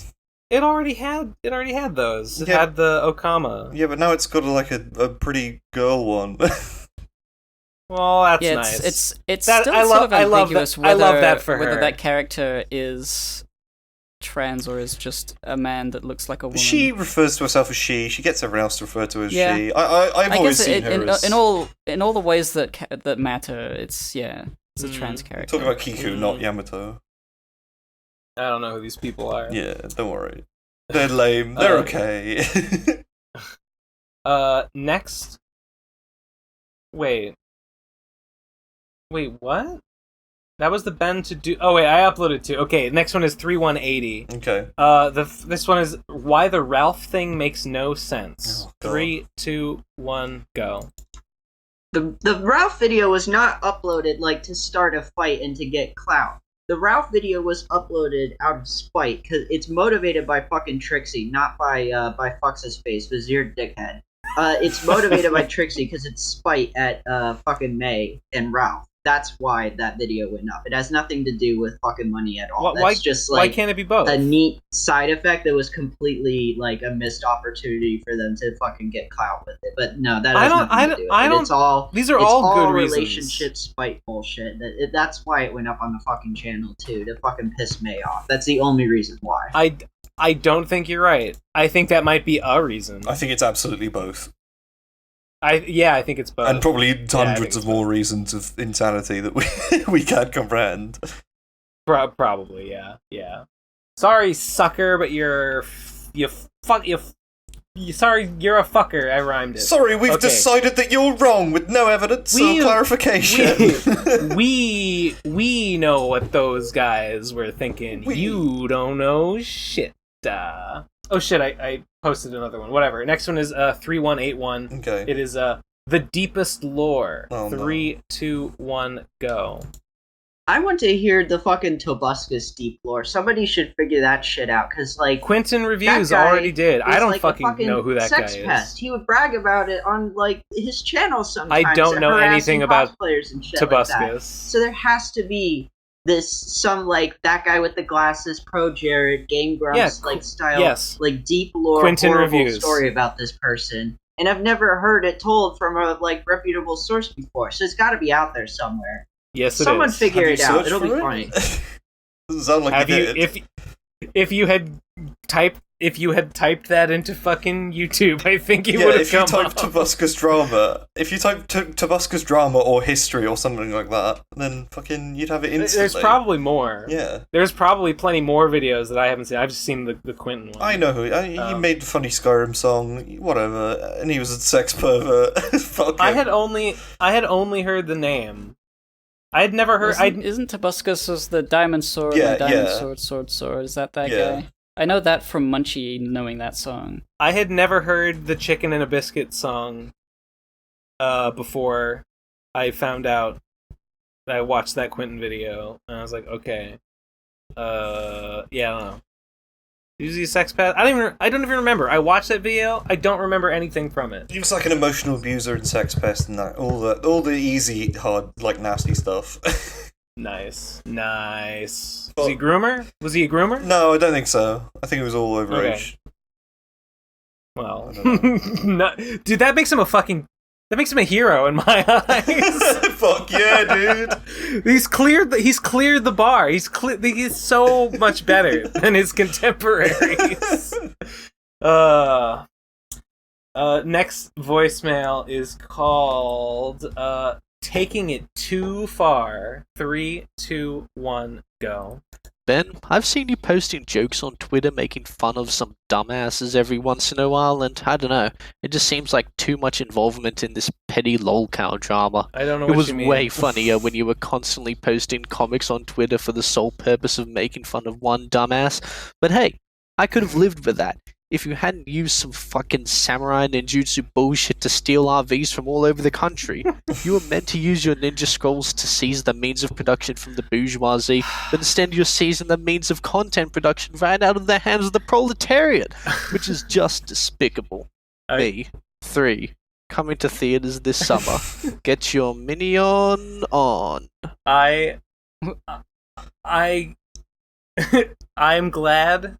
I'm glad you liked when I trolled Chris with the slime and punishment. I believe that the slime and punishment finale, that the game will be the ultimate act of trolling Chris by making mind-blowingly high effort content. So look forward to that. That's coming. Other than that, I don't know what the fuck you're talking about. You remember in Sonotry 101 when you said that you follow the Prime Directive when it comes to Christian? Ben, you said that one thing the one time and you didn't do it. That's not what I sound like. That's not what I sound like, and you know. That's what you fucking sound like. That's not what you I sound like. I don't know. That. Everyone says, "Oh, Ben used to be cool." You know, I want so bad for all those racist fucks on Kiwi farms to like me, but then they say, "Oh, Ben said he follows the Prime Directive, but then he didn't," and I cry. I've lost their esteem. Damn. So what you're saying is you're a liar. I am a liar. Okay. That's right. Yeah. Okay. Shit, the next one's the last one. Oh, really? Wait, I think so. Yeah. Yep. Okay. This is the last one. It's called Super Sick Guy. 3, 2, 1, go. So I noticed that there's a certain number of people left on the PCP that are very talented artists. False. Maybe we could bring back a certain Drawcast. Oh my god. Wink, wink. You know? Kiss, kiss. Oh my god. I mean, I guess there's no reason why we couldn't. You know, it's funny. We made that quick draw server because we wanted to branch off from the PCP and make it our own thing. But Munchie was mostly spearheading that, and now Munchie has left that, and we can do what we like with it. So we could just bring it back. That was a that was the quick draw saloon was like a Munchie thing, and then Munchie's gone, so whatever. Yeah, and he's been gone. It's a great server still, with lots of cool artists in. So we could just like have that server and then make the show and put it on the PCP channel. I guess you're right. I guess we could fucking reclaim that shit. The power and the glory. Well, that's the last voicemail, and we are almost at 3 hours. So, I mean, I guess that's it. That works for me. I don't know. Any final thoughts about shit? Israel, Phantom Horn versus coming Tuesday. Free Palestine, death to Israel. Free Palestine, death to Israel. Free Palestine, death to Israel. I don't know about death. I think I think they to the states, not to the people. Hooray! To the states. Like, get rid of the prime minister. Get rid of the fascist government they have. And peace talks. God damn it. Get him speaking. Yeah, no more. The USA needs to stop smacking Israel. Need to back off back to their own country. You bros need to chill. You gotta go back where you came from. America, send your American dollars and your Iron Dome back across the pond. Why don't you? Why don't you get Donald Trump to dig you out of a fucking hole? Okay. That's the show, That's everyone.